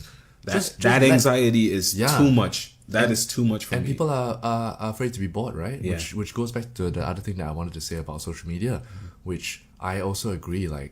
I don't need to know what's going on. I hate that I am like looking at it all the time. Sometimes I've deleted and downloaded Instagram for like how many times a month, and I think like I stopped posting. I just stopped posting already because I feel like I don't need to. It's just feeding my ego. Why am I looking at how many people looked at my things when it has no purpose? So I don't post. If I do post, it's something just for fun, once a month, once every 2-3 months. When whatever. would it have been enough anyways? Are you ever going to look at a video and be like, up 300,000? That's good. It's No. just for an ego boost. I just want to see who's looking at me today. Yeah. And the things that you post on Instagram is not real. You know what I mean? What you see on social media is the best version of your life, and it's not real. Like if I saw your profile and I met you, you are a completely different person from who you are, who you show on this, 100%. because it's not real. It's a CV. And people get deluded by it. They see like, oh, this guy, this girl, so successful, so pretty, so every day is like on an island, fucking sipping Mai Tais or whatever. But then when you meet that person, it's just, who are you? Like, show me who you are, but this is not who you are. That's Because- if they can even spend the time to look at you in the eyes, you know? yeah, and I also start to not watch people's stories, and not about like even if my friends, I don't watch their stories because I don't need to know what's going on. If there is something important to know, tell me. Yeah. Right. And when I receive that news, I feel sort of, someone actually reached out to me and said, "Hey, this is happening. I'm moving somewhere. I bought a new car, whatever. I'm getting married." I was like, "Oh, I didn't know, because why would I? I'm not fucking. I don't." But it makes it more interesting to find out later. Somehow I feel like I feel more connected. Oh, this news becomes so much more precious because I received it in a different way, rather than like, oh, this person getting married. Okay, this person had adopted a cat. This person just gave birth. Oh, okay, whatever. It's just like I see this every day. What's the big deal? Right. I say they as if like there's some system, but we have become desensitized to so much stuff because we have so much stimulation. Like, I don't. Personally, I find it hard to have regular conversations with people now because I feel like I do know I'm on social media. Like and there's nothing wrong with it. No, I've come to terms with it now that I grew up in that era where it's important. It's part of that's part of my Tao in that sense. You have to have Facebook. You have to have an Instagram. Because I grew up as a kid who could play outside and then was inside with video games as well. So I tell people we have to, especially once again I'm talking to millennials, we have to fuel that dual nature of ourselves. Yes. We are that generation, that last generation that got to play outside and had to wait till a certain time till we could call our friends where the minutes might be free, stuff like that. We are that last generation. But we are also that generation that introduced the internet to the whole world in a sense. You know what I'm saying? I wouldn't just say introduced it, but like we took the internet on the massive scale. We were the ones that went from analog to digital. Yes, exactly. We experienced that phase because the newer generation just grew up and like everybody had a phone. Exactly.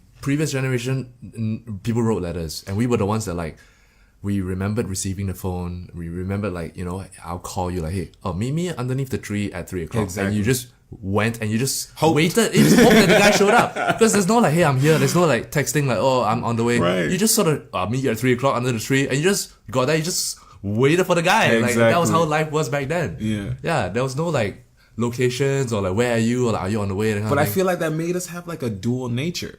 That I'm saying that a lot of people don't feel like they have right now, or they're not feeding this dual nature. So like, I have another friend out here who she's also plays kirtan music and things like that, but she also has her job that she has to work. And one of those things was suffering because she didn't know how to balance both of those. And I'm like, no, you have to, sometimes it's actually okay to split up that personality. I have my work version of me, which still goes by my original birth name and all of those stuff. And that person exists from the hours of 3 p.m. or 3 a.m. till midday. That person works that job so that way this version of me can live the life and play and live the dream that person is dreaming of. And all these versions are still you. Yeah. You are not like, you are multifaceted. Yeah. You have the version of like, say, the version I see of you, this is you. The version from work, your boss sees you, and that's who you are. And then your wife, you have a different version. Your friend, your mother, you have all these different layers, but they are still you. As long as you are being authentic on every level, all these versions are still you. Yeah.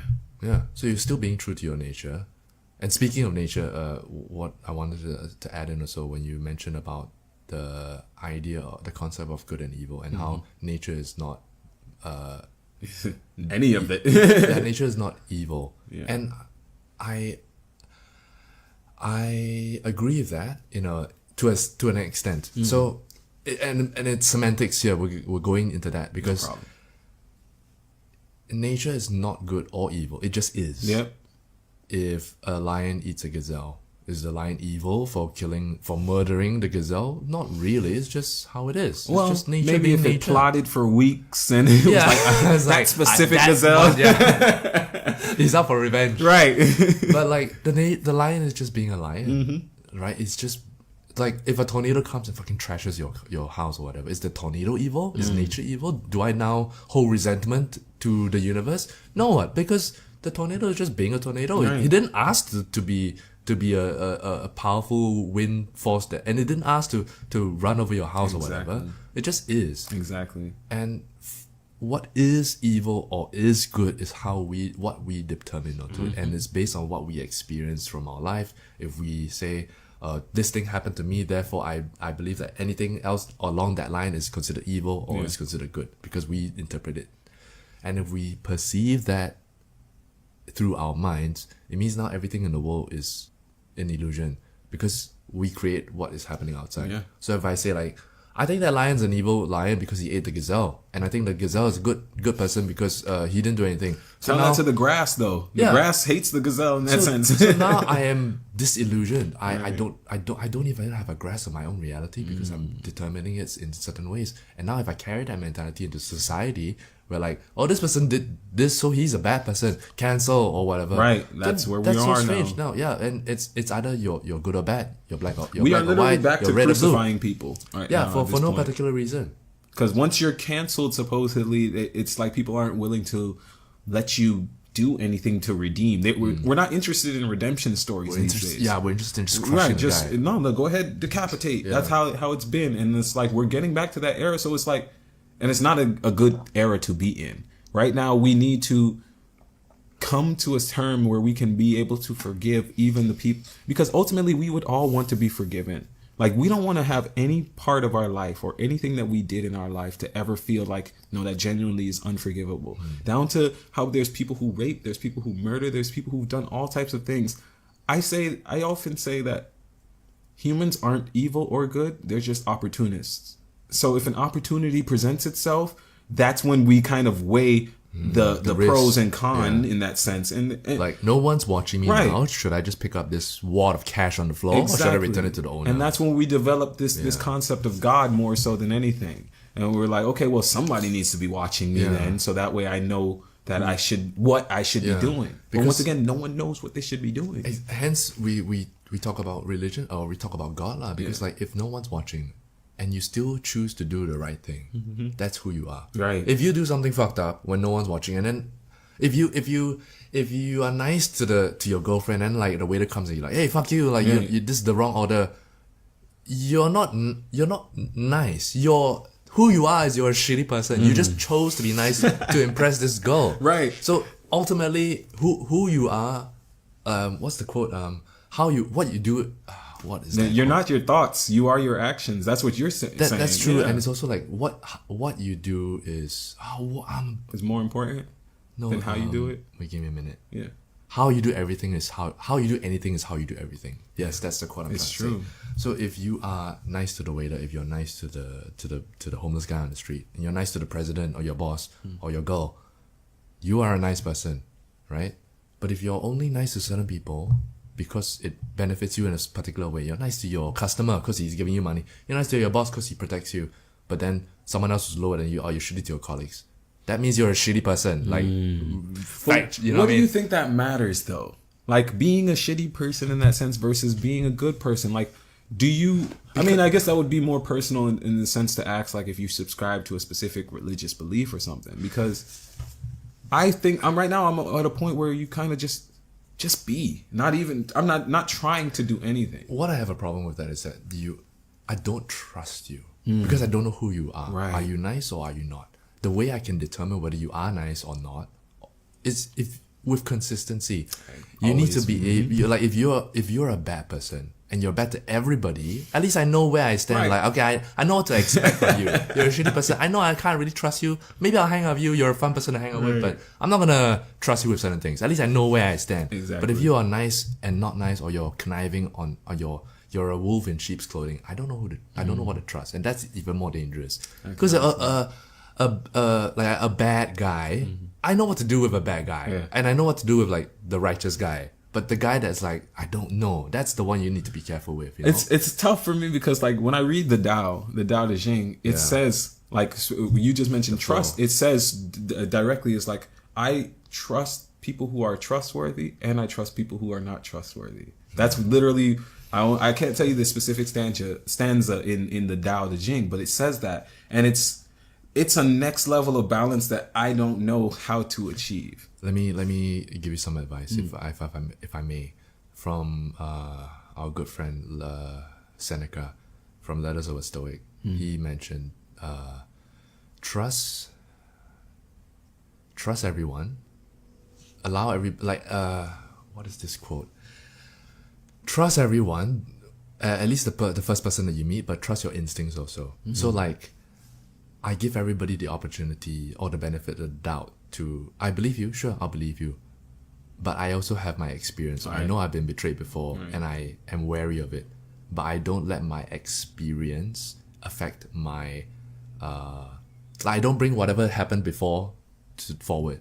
So if someone's betrayed me before, I don't like, hey, now you might betray me.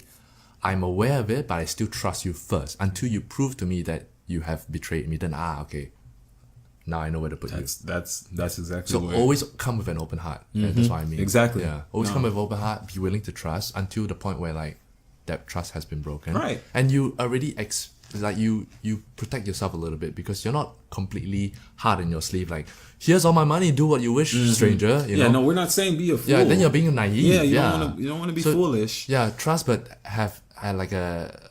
I can't Like, almost like a plan B. Yeah. Yeah. I don't expect you to fail, but I'm ready to ultra instinct if I have to. Yeah. I mean, you got your Akatsuki outfits and your bandana over here and everything. I love it. I love it. And When I do my kirtans, I wear my Naruto headband, you know, Village of Sound. I reached out to you on Instagram also because I saw your post of the Naruto one. Yeah, I was Oh, listening yeah? to the music like, shut up, fucking message this guy. No. See, and that's what I'm saying. I learned so much of what being a good person or the person who I am from anime and the life that I lived in video games. You good? No, hang on. No, continue. Yeah. No, I learned so much of the life that I am, like, that I'm living from animations and video games. Like the heroes of those stories, the way I reacted to certain quests, things of that nature. It was just, it shapes me now. And to go back to saying like, okay, am I good based off of what I do when people are seeing me or are looking at me or what I'm thinking? Which one is it? I find myself having that reflection more often when I'm on a nature walk. Because you have time Yeah. for clarity and time for stillness. Yeah. And once your thoughts settle, things become clearer, for sure. So there's a Buddha statue downstairs that I'm on my hike. Sometimes I come back into Amaravati and I go up to this Buddha statue. Now, I personally believe in what is like called animism. I believe everything, every object is made from earth pretty much. So therefore it all has the spirit of earth. It all has spirit. It all is technically living even though it's not a living thing. So I thank, like for example, I'll thank an elevator when after I'm done riding the elevator. I know that sounds a little funny. You're looking at me funny like, what do you mean?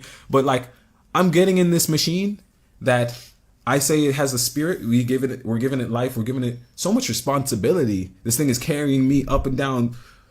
Just think 100 years ago, somebody couldn't have even fathomed that. And now we have that, and it's been able to reduce time of us moving on a vertical plane. So when I get out of the elevator, I'm just like, thank you. Because I don't know if I'm thanking God or if I'm thanking the actual elevator. Because just like me, I'm existing. I'm something that has energy.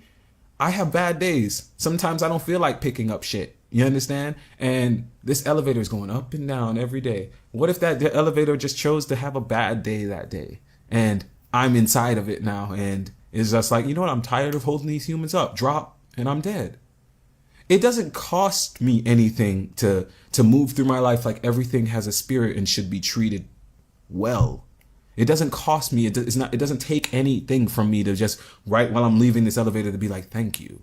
So why not do it? That's why how I started doing it. So I go to this Buddha statue every time I'm walking and I bow. But only one specific time I did it. And I was just like, why am I doing this? No one's looking at me. And I heard like a voice within, I guess, like I said, coming back to talking to gut. It was just like, someone's always watching. That's literally what I heard within. It was like, no, someone is always watching. And I don't know if I meant that like God or if I meant it in the Matrix terms or whatever. And it was just like, no, but that's your character. That's how you play your character. Someone's always watching you. And I'm like, all right, so yeah, that's me. I do this because I enjoy doing this. It's not actually out of any merit that I'm expecting. I'm not doing this for any reward. Such a beautiful, to have such gratitude for in everyday life. It's a cheat code for well-being, you know. I mean, like, nothing will faze you if you can walk out into the world and thank the stairs. Hey, thanks for letting me step on you to Right. go up. Thanks for bringing me up to the second level. It doesn't cost you It doesn't anything. cost you anything, and to be so grateful of everything, nothing will shake you, right? No, Because it's so to be grateful of everything, if you let me touch some wood first. If you get into an accident tomorrow, Yeah. and you'd be like, "Oh, at least I'm not dead. Right. It's just an arm. It's just a leg. No big deal. I'm still here." We trust our healing Yeah. processes so much Amazing. now. Nothing in life will affect you. That's strength, No, and I see it and I commend it.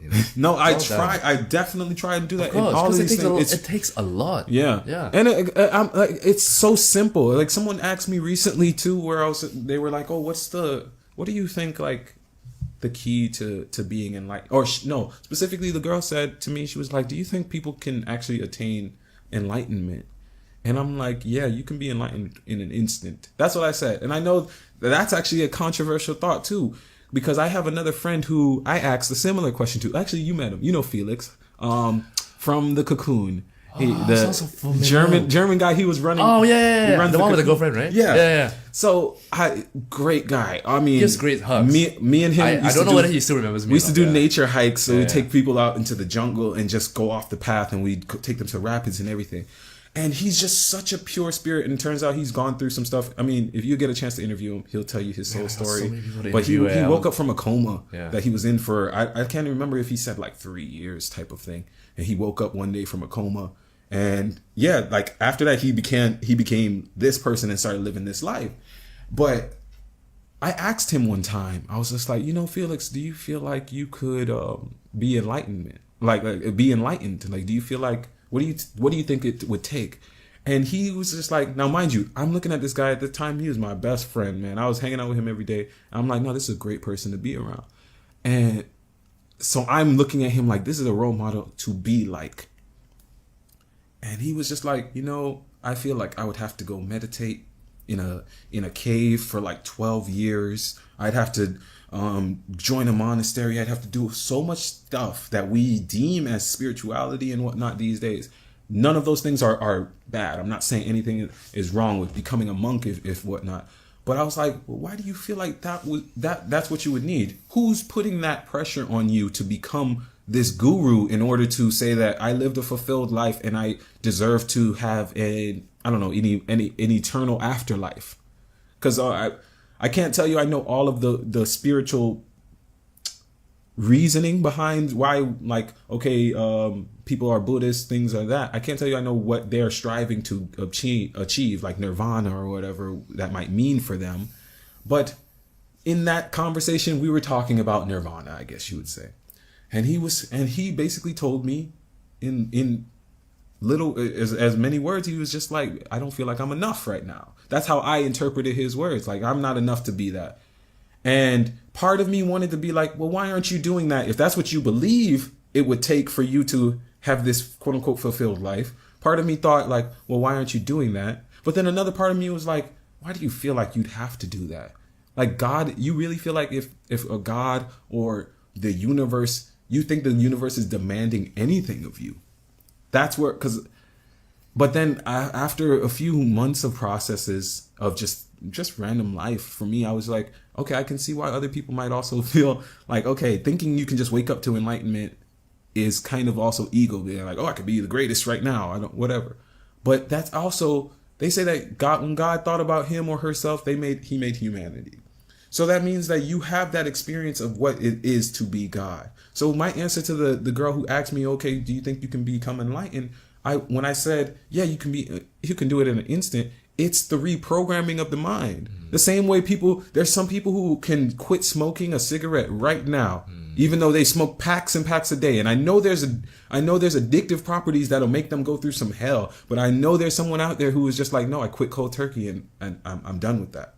Because that person had a conscious acceptance to say, I'm going to change this nature of me. That's the reprogramming part.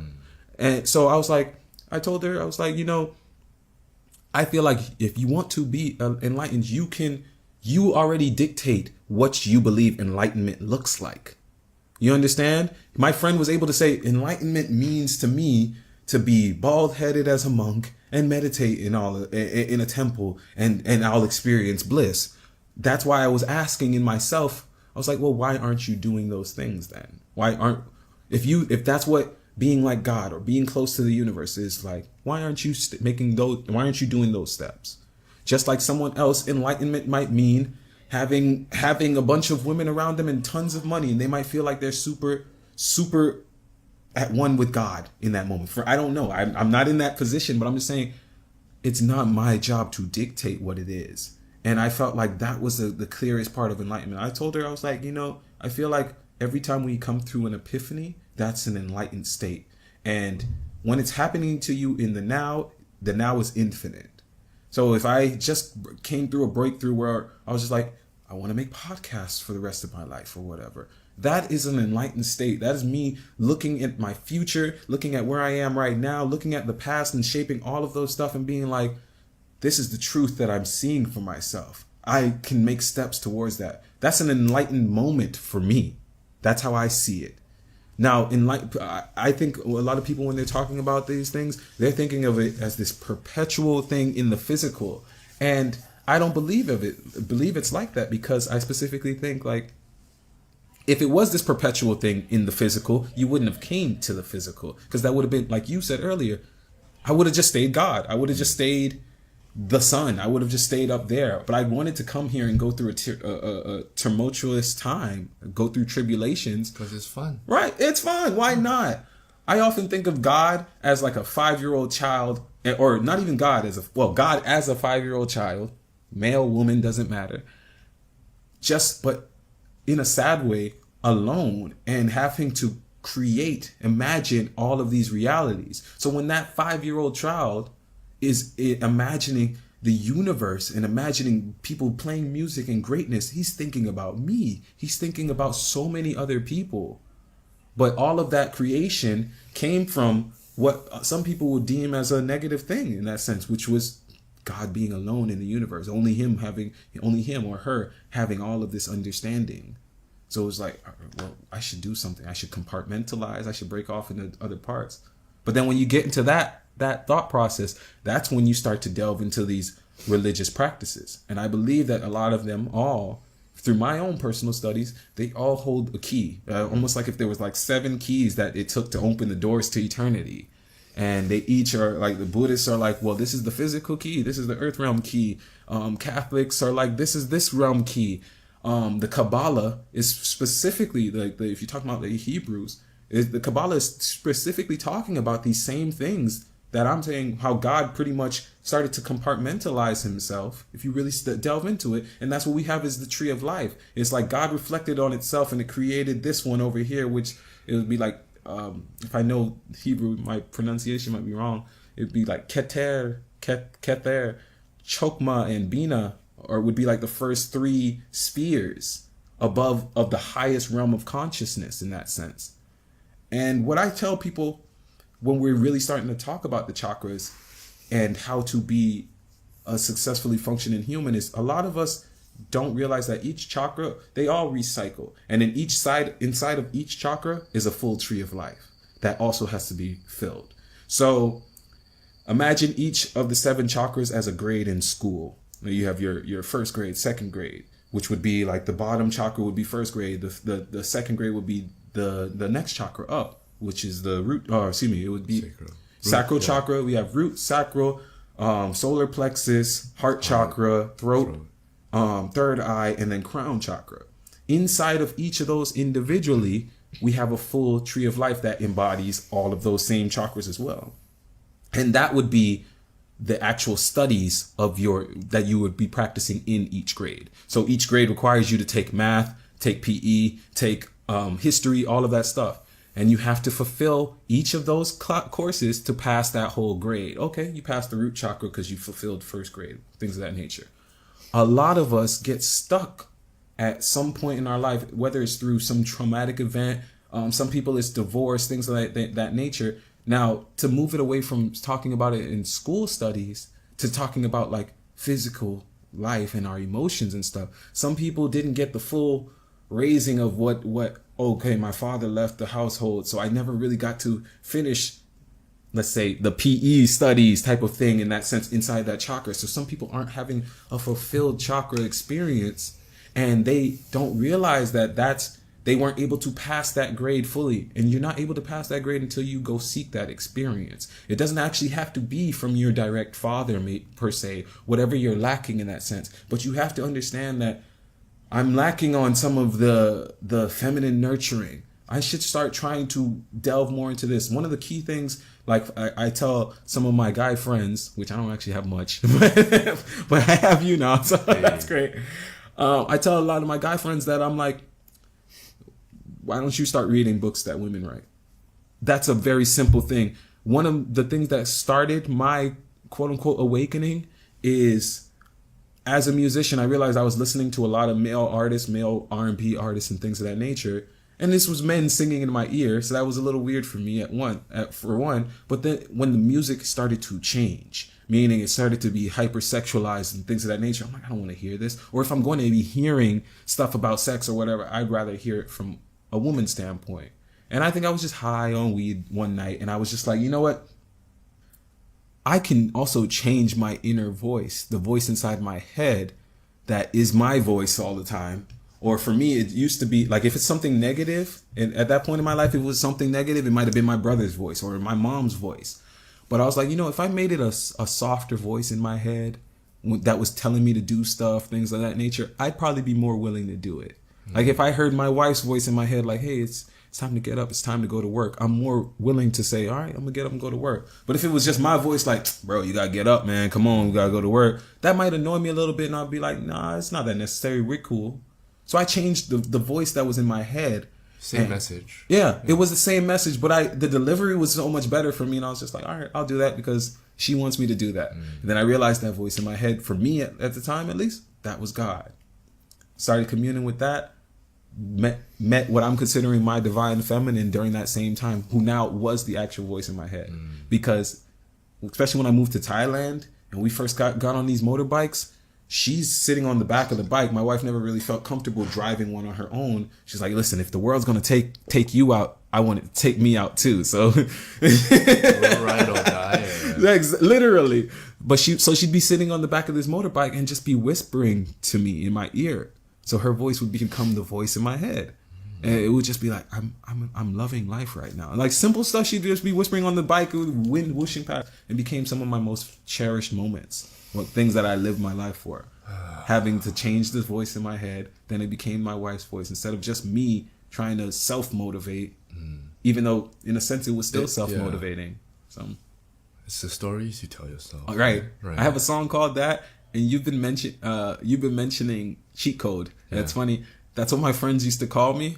From gaming, they used to go. No, they say, "Oh, Atum's the cheat code, man. He just knows how to play these things. Like any game we play, I'm like, no, you got to turn on this road. You got to make this path, things like that." So it's so funny that you kept saying like, "No, once you get the cheat code, you kind of get bored of life, things of that nature." And yeah, that's how I felt for a long period, and I couldn't even enjoy games, couldn't enjoy a lot of stuff. And then I just was like, maybe I should change the settings. And that's what I've been doing in my life. Let me change the settings. Let me change the things that I know that I can do and that I'm good at, and start only doing the stuff that are new experiences. Not saying I can't return to the stuff I'm skilled at. But like I said, picking up the guitar, that was a whole journey for me. A journey that I didn't expect it to be. A journey that ultimately helped me reclaim my right arm, because I didn't even know that was something that felt dysfunctional. I used to have a lot of shoulder pain, neck pain. It even felt like I had blocked like veins in my arms. And all of that feels gone now. Like I feel so free. And all of that came because I was just like, you know what? I'm going to start doing things differently. Yes, I've been left-handed my whole life, and it made my experiences a little bit more difficult because all my peers around me were right-handed. But I realized like, also I was just being stubborn by sticking with left hand. There's nothing that said that you cannot learn how to write with your right hand. So I just started to become more ambidextrous and become more flexible in everything. Not just that. That was symbolic for me. The key to life is also the ability to adapt. Yeah. Which is basic evolutionary instinct.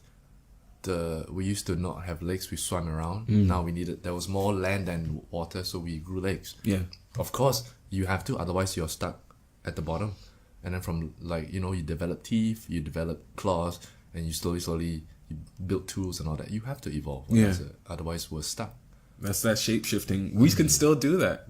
We call can, it because we can reprogramming. control our Right. mind. Yeah, we can 100%. reprogram. And I liked what you said about how that lady asked you like, oh, can you ever be enlightened? Like you can. You just be enlightened. Just be. And it's so. People don't want to hear simplistic ways. They want to hear the complicated. Okay, first you got to go to the mountain, wait 12 years, sit under the tree. All of that. No. Okay, that makes sense. Because it sounds so difficult. Like, that must be the way to enlightenment. Yeah. But all you need to do is just be enlightened. And then it's difficult. A lot of stuff in life, difficulty, I don't think is an actual grading scale that we can use. Because things are different for every single person. So you might say it's difficult. Like for me, some people can say they would never try a plant medicine ceremony, or that would be too difficult, or all of these things. And it's just like, yeah, but based on who? Because for literally the last 15 years of my life, I had teeth issues, and it was astronomical amounts of pain all the time. But I financially couldn't take care of it at those times of my life. Is what it is. Some people would have probably just died from the pain. I met a shaman out here, same one who facilitated my ayah, and she was like, I think that pain you were experiencing is what kept you awake when so much things in your life and so much people in your life were asleep, literally. And I had never thought of it like that, but because for me, all I thought of it as was pain, as a trauma, as something that I wish had never happened to me. But then when she posed it like that, I'm like, leave it to Ploy to turn this into warrior training. Wow. I believe that like pain is necessary. Yeah. Pain is necessary for growth. Just like the tattoo, it's a ceremonial thing, right? Yeah. You either die from the pain, then you're okay, good, you're liberated. You move on to your next life, well done. Or you overcome it and you are a different person. You're a new person. Ooh, this you look different. What's that? Oh, because you've overcome something through hardship. And whether it's something so surface like a tattoo, or like oh, you were once homeless and now you got your shit together and I can see it, or just the way you walk. No, change is often comes through destruction. It comes through a painful means. Like I think a lot of us just don't realize that we're still transforming. To allow your new self to be reborn. Yeah. Because I think it's because we don't remember what puberty felt like. Why a lot of us don't realize, like, hey, especially, I'm talking to millennials again, and it's like we're going through another change of stepping into adulthood. Like millennial group, if you're born after or in the 90s and before a little bit, you are considered that group, and we are stepping into the role of being the adults. Like I believe the youngest of us is 30 now, and our society says, no, that's mature. And a lot of us went through a whole period of our life where we were like, we don't know what we're doing. No one taught us how to live life. Like our parents did it one way, and those ways don't feel like they are working anymore. Like who is really talking about 40 years, working 40 years at one job? Yeah. Like that sounds so crazy. But my mom worked it as a nurse from 16 till she's still currently doing it, and she's about to be 60. People are staying in their careers, and now we're a group where it's like, no, this week I'm a musician, next week I'm a videographer, stuff like that. So that is like a transition, like when we were changing from children into teenagers.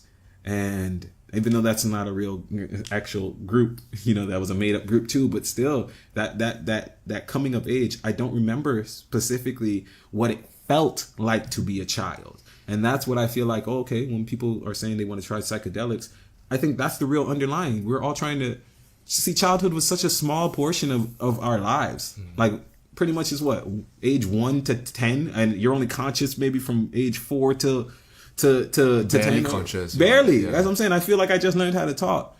But it holds so much weight for so much people. Like my father, I told you about my grandmother. My father is almost 60 years old, and he still kind of feels like, I wish my mom would have given me more love when I was 10.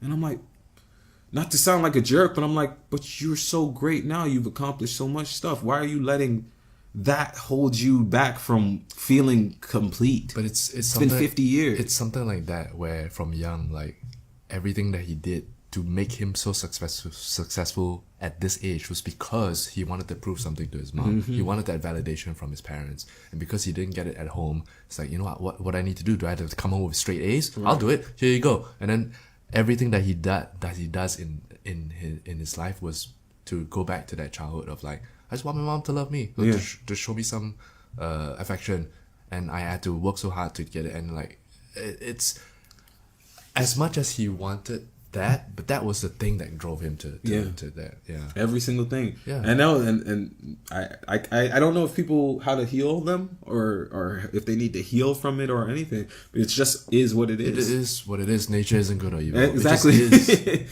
It's like okay, your nothing mom. personal. You were working from you were age 9 and your mom wasn't dealing with you. And sometimes people are mean or whatever, and it's just because of their own upbringing. And when they're mean to you, it's nothing personal. It's just the lion eating the gazelle. It's just a circle of life. Half of the time I feel like people aren't talking to me. When they're talking, like, I feel like most people are talking at you. Yeah, they're talking at you, and they're just trying to press some buttons. Out, right. Oh, not even. I'm not talking about you. You know, not even thinking about it so much on that aspect. It's just that people. Yeah, no, it does get aggressive sometimes. People are like, hey, they're feeling their experiences and they're answering what their mind is already feeding them. But they're never angry at you. They're angry at themselves. Yeah. They're angry at the things that happen to them, and they're just using this moment to take the piss. Yeah. Right? But it's never personal. No, and I try and see it that way, because sometimes you get into an altercation, or it's just like whatever, like some guy bumps into you on the street. It's nothing personal. It's just let him have a bad day. If he wants to act this way, it's on him. We are influenced by so many stuff. Like he could have just ate a bad burger. Maybe his stomach hurts. Maybe he's just lost his job. You know what I mean? Yeah. Like the fact that we can't be creative to think of all these scenarios, to empathize, and just like, oh, this guy bumped into me because he's a fucked up guy, Right. and I just assume that, and like, you know what? I don't want to let people treat me that way. I'm gonna fuck with them first before they fuck with me. And now you carry on that hate. Versus if you had a little bit more time or compassion to just open up your mind, like, maybe this guy just had a bad day, ate a bad burger, feels he needs to go to the bathroom real quick, he just walk running really fast, he bumps into me. Half of these Good people luck, are I know. thirsty. I hope he's well. And then you move on with your life. I let that go already, right? Yeah. No, some of these people aren't even hydrated enough to be functioning humans every day. Like, we're drinking too much coffee, not enough water. The waters that we have has no nutrients in it these days. I mean, it is what it is. Life is life. Yeah. We are born in a particular society where, not a lot of things are healthy for you, social media, all this kind of thing. But I mean, what we chose this difficulty. What we chose this life because that's why I say I try to just find enjoyment in it now. Because you can choose, just like I say. Feels like sometimes you could choose to be enlightened. I can choose. A lot of people choose fear, choose despair, all of those stuff. I'm like, they chose to be angry. You could just choose to be happy, bro. Yeah. You really could just choose to be happy and content, specifically. I truly believe in that, and I mean, it's something to strive towards. I'm not perfect. I can't just like, all right, I'm happy today and I'm sad today. Yeah. Like, my emotions are still part of me, and I allow myself to feel whatever I need to feel, but I don't let myself be overcome by it. Like, if I'm angry, I allow myself to feel angry. Like, you fuck that guy for bumping into me, but like, I'm not gonna. I'll feel anger, but I won't let it overcome me. That's what's necessary in that moment. Because to not feel angry, okay, never mind. I'm just gonna be cool. You're suppressing it or what? It doesn't go away. It's still there. So you feel it, so that it extinguished its energy, and then you move on. Yeah. So I don't take revenge. I don't like push another guy. I just like, okay, yeah, that annoyed me. I feel it. Okay, I'm done. Life goes on. For fucking nothing personal, right? When you dwell in those emotions, that's what causes sickness. Yeah, it decays within you. And you must allow yourself to like a lightning rod, you gotta let that go. You can't hold on to it. And if you do hold on to the anger, you channel that into something positive. You go to the gym, you bust it out. Completely. You go to work, you put all the energy into the grind. Do your daily quest. Yeah. Trust me, you won't have energy after your daily quest. Fucking go for a run. You think you got energy to be tired afterwards? Or angry? No. No, I always told my wife that. I'm like, I used to dance every night, just like ecstatic dance for like an hour. Just sometimes it would even just be as simple as just shaking my arms and my legs.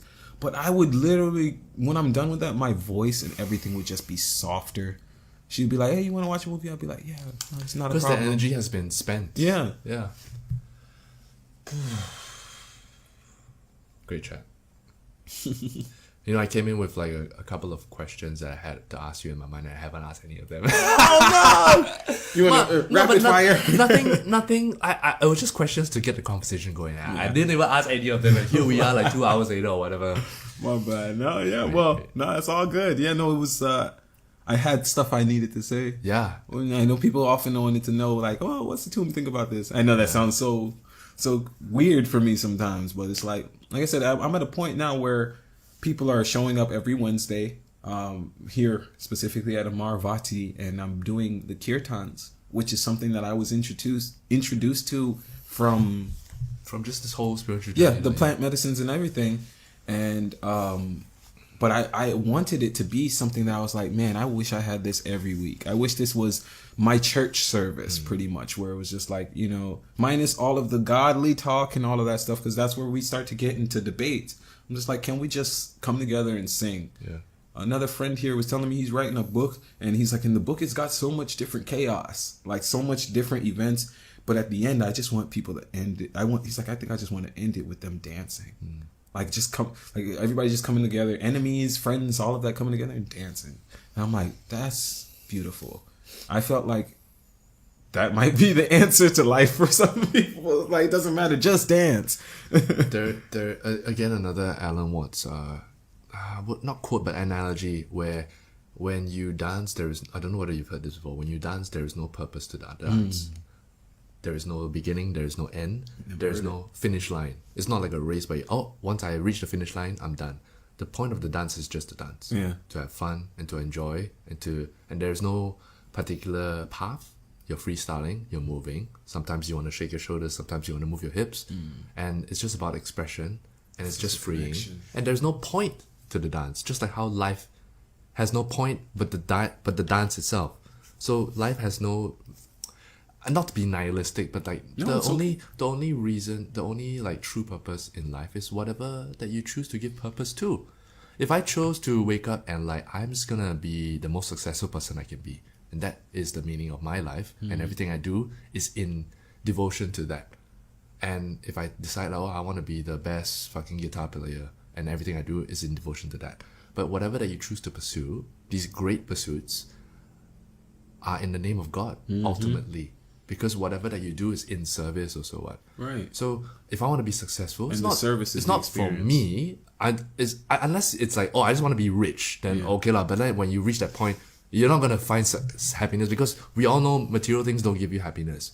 So once you reach a certain point, it's back to service. You give back. Once I become so good at playing the guitar, I perform and I make you happy, and I'm giving my energy to you. Once I have a lot of money, I donate it to charity, or I build a fucking home in the jungle, I build some wells in Africa, and I give back because I've reached a certain point. But every great pursuit, everything that you devote to must be in the name of God. What? Otherwise, it's in the name of pleasure. Right. And you're just fucking, and that's the devil. What? You're just fucking off. If I want to be rich because I want to snort cocaine and have sex every day, then what's the point of that? Well, maybe, but like I said, for me, like I said, I'm battling those thoughts now, because I'm like, well, God, what if God didn't want every single person to be happy and wanted to experience? It's not about happiness. It would be but, experience yeah. sadness, experiencing. It's not about seeking happiness, because to seek happiness is to seek pleasure. What? If I eat McDonald's every day and I smoke weed and I just chill, I'm happy. Yeah. Right? But it's not about happiness. Yeah. And if I reject suffering, I don't grow. So it's not about being comfortable. It's about being content. Yeah. And if you look at your life, are you content? If you're like just overweight and eating and like being on For your me, couch, I have to be contributing. Yeah, I you feel will- like I have to. Someone had to have benefited from the energy. as a human being, you will feel that. Like, Yeah. I'm just wasting my time. I'm just wasting my life. What the fuck? Yeah. And if that doesn't motivate you enough to get your shit together, then you need to feel like even worse. You need to feel like at the complete bottom of the bottom. Yeah. To then like, oh shit, my blood pressure's through the roof. I can't even like walk 5 steps before feeling or whatever. And then like, I think I need to do something about this. And that's where the shift comes. Yeah. Right? No, man, that's definitely it. Cause like, oh no. No, it's fine. Okay, my bad. Yeah, no, I definitely I agree with you on that, because like I know for me, I just need to feel like I'm contributing, and I have excess energy, and I could even sometimes if I didn't finish those side quests, those daily quests, I'd still feel a little bit anxious. It'd be 5 o'clock, and I'd be like, did I do enough today? So for me, when I was able to step into the mantra circles, into the kirtan circles, and give out that energy and have other people genuinely receive it, and receive it in a way that I am content with. Not just think, he's, when I was singing R&B, it was sexual music and all of these things. Now it's just genuinely like, I'm just putting out energy. I don't think the actual sun out in the sky is out there thinking, I'm putting out this energy so that trees can grow or anything. I think it's just being, and we're all benefiting from it. So that's what I'm trying to do as well. Like, okay, for me, I sing nonstop. I wanted to find a place where I could let my voice be free. That was in the kirtan space. That wasn't happening often enough for me. And I was like, you know what? Other people might need this same type of thing. I'm willing to share that energy, share that space. I created it now. And people are coming, and they genuinely, I've seen people sitting down in my kirtan, and I never thought about it in the sense of like, oh, my voice is just so great that it's causing this and this and that. But I'll see people sitting down in devotion and crying, and the release, the energy release that they've been holding on. You see, because when it comes to energy, all of this good and evil and all of that stuff doesn't even matter. It's just, we have it or we don't, which is that energy. And it's like, no, I see people holding on to certain energies, and that's the trauma. And I see them in this music circle releasing that. Like, so many people come up to me and it's just like, I never sang. Like, there's people who come up to me and say, I've never sang, but I sang at your thing last night at the top of my lungs. And I don't know what that experience it was. And yeah, are there going to be people who are going to attribute that to me being the one doing that? Yeah, most likely. There will also be people who attribute it to just the time, the place, the music, all of that stuff coming together in the now. That's what we say. That's pretty much our final closing prayer, is just saying that all of this came together so that we could experience it right here in the now, in the present. I know it sounds a little bit weird to say that, but it comes back to that game analogy of saying, like, you are the main player. Once you, like you specifically, once you walk out of here, you leave Amaravati. That's why I felt so grateful that you even hit me up, because it's like everything that's not in your forefront doesn't even exist. You know what I'm saying? It's not, if it's not in the foreground, I think the word of your mind, it's like it might as well not exist. And that's what I said to my wife and my brother when I was saying, like, you know, everybody we're leaving in the States right now, they're gonna probably go through some hard stuff. Like I saw COVID happening for years, but that, like I said, it was part of the awakening. That's a whole nother story for another podcast where we were talking about Atlantis and how I found Egypt and Kemet. But yeah, that was part of my awakening, that I felt like I just had all of this otherworldly knowledge, and it felt like it was driving me crazy. And I was like, you know, our families are going to go through some hard stuff while we're away, while we leave. But so that doesn't destroy us, think of it as they've already gone through it, and we are already on the other side of it.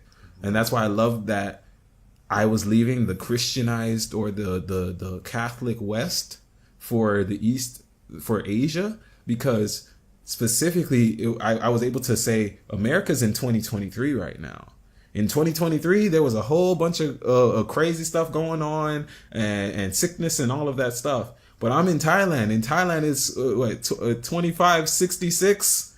We went through all of that stuff 500 years ago.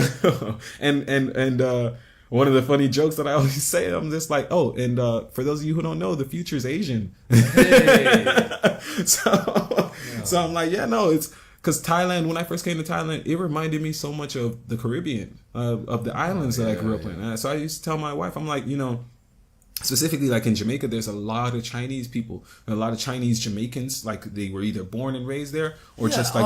I've seen videos of these Chinese people like having thick like accents, Jamaican accents. So my grandfather might have also been like half Chinese. Like when I look at pictures of stuff, like the records for island people is typically really hard to find these days. I mean, but you know, I ask family members all of those things. But yeah, there's a lot of Chinese and Asian people there in the islands. So I told my wife, I'm like, you know, Thailand feels like, or Southeast Asia feels like if the Caribbean had like some earthquake and it raised the whole, continent of the Caribbean up into the like mountains, and like 500 years went past and we all were just like Asians and mixed groups like that. And that's what Thailand was for me. So I feel very much at home here. And it's so funny to think about how many people were just positioned at different points of the world around that same time. I remember us like watching an eclipse in the States, and that was kind of when I really came to that understanding, like I'm going to have to leave where I'm living and go to some other world. Through talks with other people out here and stuff, we all think it's like something with ley lines, and it just needed certain people who embodied certain spiritual concepts or just high vibrational people to be at certain points or areas in the world at certain times, just to try and really get us all to a right balancing frequency. Like maybe there wasn't that much singing or mantras going on right here in this spot, and I needed to be placed here. Or I have other friends who were here, and as soon as I got here and was able to hold this space, they were able to go travel and leave to go somewhere else. I often think about that from some of the facilitators here with the plant medicine ceremonies. It's like, okay, when they were just holding space for the medicines and the kirtan sessions, we had kirtans once every 2 months. They weren't able to do it as much. Now they can focus on this main thing, and that's helping huge groups. And it's like, okay, well, now they've spawned from just those ceremonies, they've spawned so many other people who are also making these music circles. Next thing you know, it's going to be only a kirtan festival where it's just multiple people coming together and multiple different acts. You might have Sphinx Vibe. You might have I have a friend Thai. She does kirtans in the city. Yeah, Thai. We got Lizzie. We have so much friends here now that are doing kirtans. I got my friend Logan. He's over here playing the harmonium and stuff now. One day we can look up, like I said. But we had to do that. That's the daily quest for us. For me, it's a weekly quest. I do kirtan on a Wednesday. But we're going to look up 5 years from now, and we might be organizing the whole next festival where it's literally just everybody sitting down singing Hare Krishna. And what does that feel like? What does that look like for the world if you get so much people together and just all singing in a vibration? What does that do? Is that how you create pyramids? You know what I'm saying? Like, I'm willing to try. But I know that I can't just jump from who I am right now to that point. My vessel, my body isn't capable of that level of energy yet. And that's something you have to gradually build up on. Yeah, because if somebody were to throw you into Joe Rogan's life right now, yeah, you do podcasts as well. But to do it at the level that he has, so much different people, so much eyes on him, for someone who's not prepared for that, it could shatter you. And the guests he has on, right? As interesting as they are, I imagine you're talking to like the president right now. Exactly. Like, I'm not gonna be chilling like this, You're my terrified. Friend, I'm comfortable, but if it's someone like fucking scientist, like, oh shit, I have to come prepared. But for him, he's at such a level where he can just like, just like right. fucking pass Obama a joint. Yeah. That kind of thing. Like, imagine Elon Musk is here, you fucking talking to him. Right. Like, damn, that's these so much people pressure. who quote unquote the most important thing to us is our lives, and these people can literally snap a finger and your life could be gone. And he is still himself. He can hold that space. Amazing. I if that's something you're striving for, I'm wishing you the best towards that. No, I'm so serious. I would love to be a part of that and be there when it's a bigger podcast as well. When I got my own like studio. Right. Well, we don't have to move or anything. We had to move earlier, but that was a cool thing, and that's something I feel like I was able to contribute to, because when I first moved here, they had the medicine ceremonies going on, things of that nature. But when I moved here and I fell in love with the people of Amaravati here, the family that's running the place, all of that stuff, I was like, I'm willing to do a lot to just make sure that these people are well, that this place stays well.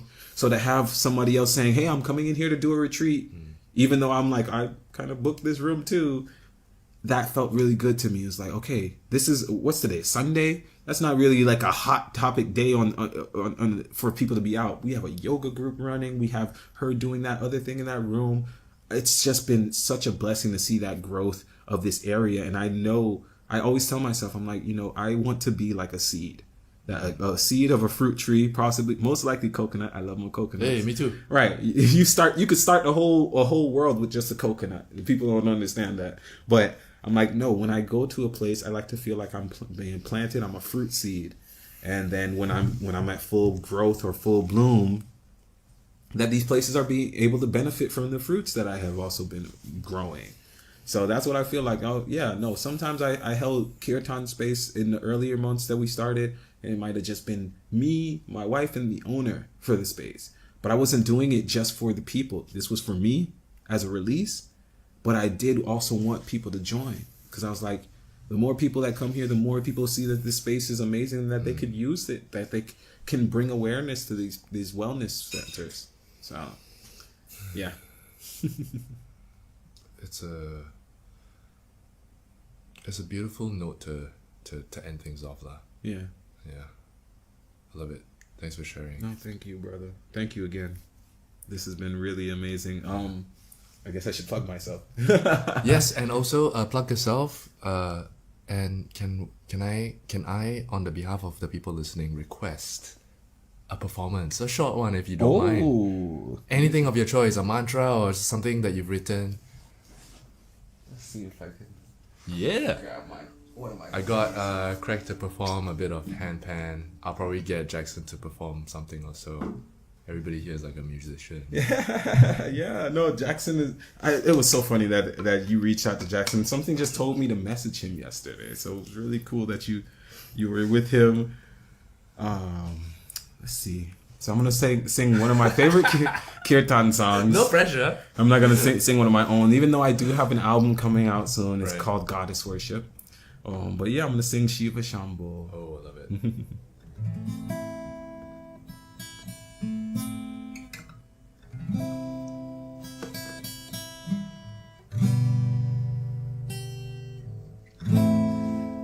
Ladies and gentlemen, the one and only. Atum Sphinx. Take it away.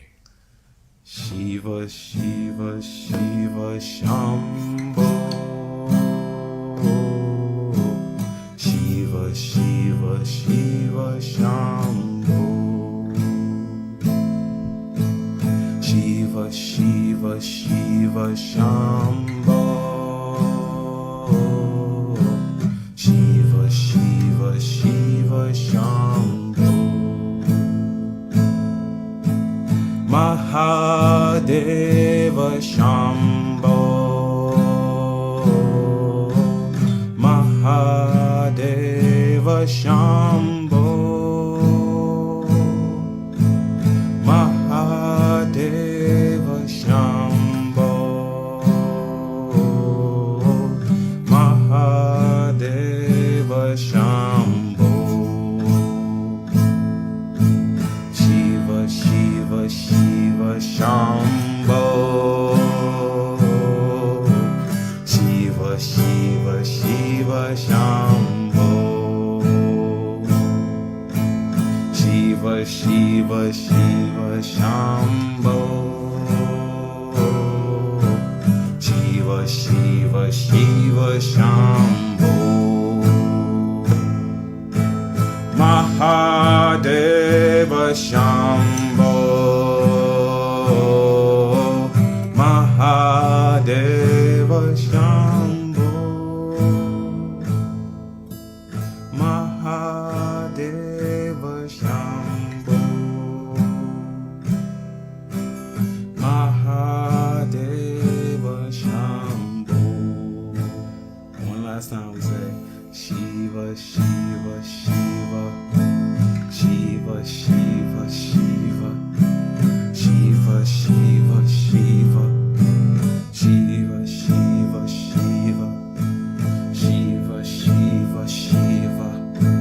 Shiva, Shiva, Shiva. Shiva, Shiva, Shiva, Shambho. Mahadeva Shambho. Mahadeva Shambho. Mahadeva Shambho.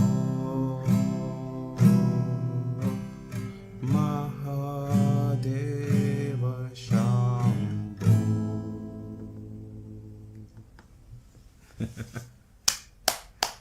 Yo, thank you so much. I love it. I've been serenaded the past few days there. I love it. Yeah, man, Oh, man. I just can't help but smile when I start to sing these songs. Like, you just get into a new vibration. Once again, my name's Atum Sphinx. I don't think we even introduced you. Oh, yeah, well, Well, yeah, by the way, this is who Right. I'm talking to. right. We can plug it to the front. My name's Atum Sphinx. If you're Thai, you can call me Sombat. Full name Sombat Plashalam Chokdi, which means like lucky shark treasure. You can find me on Instagram at Atum Sphinx or SPHINX, Instagram, Facebook, and our YouTube is called Sphinx Vibe. So SPHINXVIBE, and that's where we'll be posting our mantras, our mantra music circles. We do them every Wednesday here at Amaravati. It's free of charge. It's donation based. The donations do go out to help a charity in Chiang Mai, or Qingdao actually, called Care 108. We like to donate to. They help. They bring Hill Tribe children into the city, introduce them into modern society and everything like that. So we like to donate to them. But yeah, if you can go ahead and subscribe to us on YouTube, it'll help us out. We need 50 subscribers so we can start live streaming. That's a new rule for YouTube. So yeah, please check us out once again. Thank you so much. Hey, glad to have you on. And with that, it's over. Yeah, all right, bro. Well, I always sing at the end of our kirtans too. So I sing so long, farewell to you, my friends. Goodbye for now. Until we meet again. It was from a childhood show I grew up on. It sounds like one of those things, yeah. Yeah, it's from the show called Out of the Box. No, I don't know. Yeah, no, it's like a Disney Channel thing. All right. Yeah, man. Well, that's Thank it. you so much, brother. Thanks, man. We're done. After the podcast, when it was done, we went over to the pool to meet up with Craig, and then Logan and Katie happened to also be there, and it was just very qiao lor, like very coincidence that everybody happened to be there at that time. Everybody had their own plans, and then somehow all these synchronicities, and then in the end everybody was there, and we were just like catching up. So it feels like in Chiang Mai, a lot of these synchronicities happen quite often. Maybe it's just the energy of this space, the country that we're in, or just like, when everybody vibrates on the same frequency, you kind of automatically are drawn together. So it was nice to see everyone there. Anyway, I hope you enjoyed listening to it. I hope you enjoyed the little performance at the end as well. As always, again, if you like what you hear, share this with your friends, repost it on IG, blah blah, the usual stuff. And then if you'd like to donate, also link in the description below for the coffee page. And also I linked the charity organization Care 108 in the description if you'd like to find out more about them. That's the one that he mentioned in the podcast. That's it for now. Yeah, that's it lah. I won't just talk too much. Thanks for listening, and I'll see you in the next episode. Thank you, goodbye.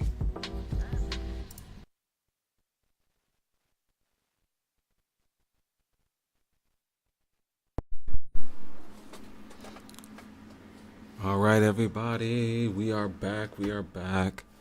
So that was the Mostly Yoga podcast episode where I was featured. I should probably turn on my webcam for you all. I don't know if the lighting's right now, but let's see. Okay. Yeah, that's good enough. Or we'll keep it off. Yeah, that was the episode that we had me featured in. If you like it, please make sure that you subscribe and check out more of the podcast from Mostly Yoga. And thank you so much to all of those who have been viewing so far. We've been live on YouTube as well as on Facebook. We're going to go ahead and now transition for the next hour or so into listening some of my new albums. This year I dropped 4 albums, specifically Goddess Worship. Actually, the first Goddess Worship mantra music was released in November, and then subsequently the rest of the albums were released. So most recently is Space Sound Somatic Rest. This is a very meditative, peaceful album. All of my music is free for you all to use for your own streams as well. So please enjoy the rest of the music.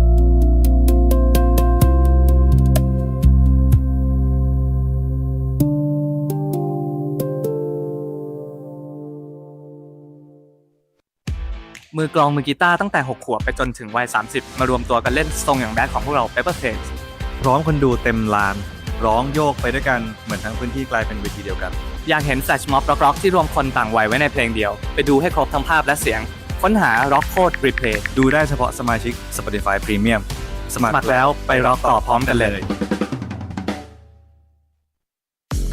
ให้รสนิยมเพลงของคุณได้เฉิดฉายด้วยพรีเมียมจัดการแจมกับเพื่อนๆและแชร์เพลงโปรดกับชาวแก๊งแบบไม่มีโฆษณาขั้นรวมทั้งเล่นอัลบั้มโปรดตามลำดับใดก็ได้แบบซ้ำๆและข้ามได้ไม่จำกัดแต่แบนเนอร์เพื่อเรียนรู้เพิ่มเติม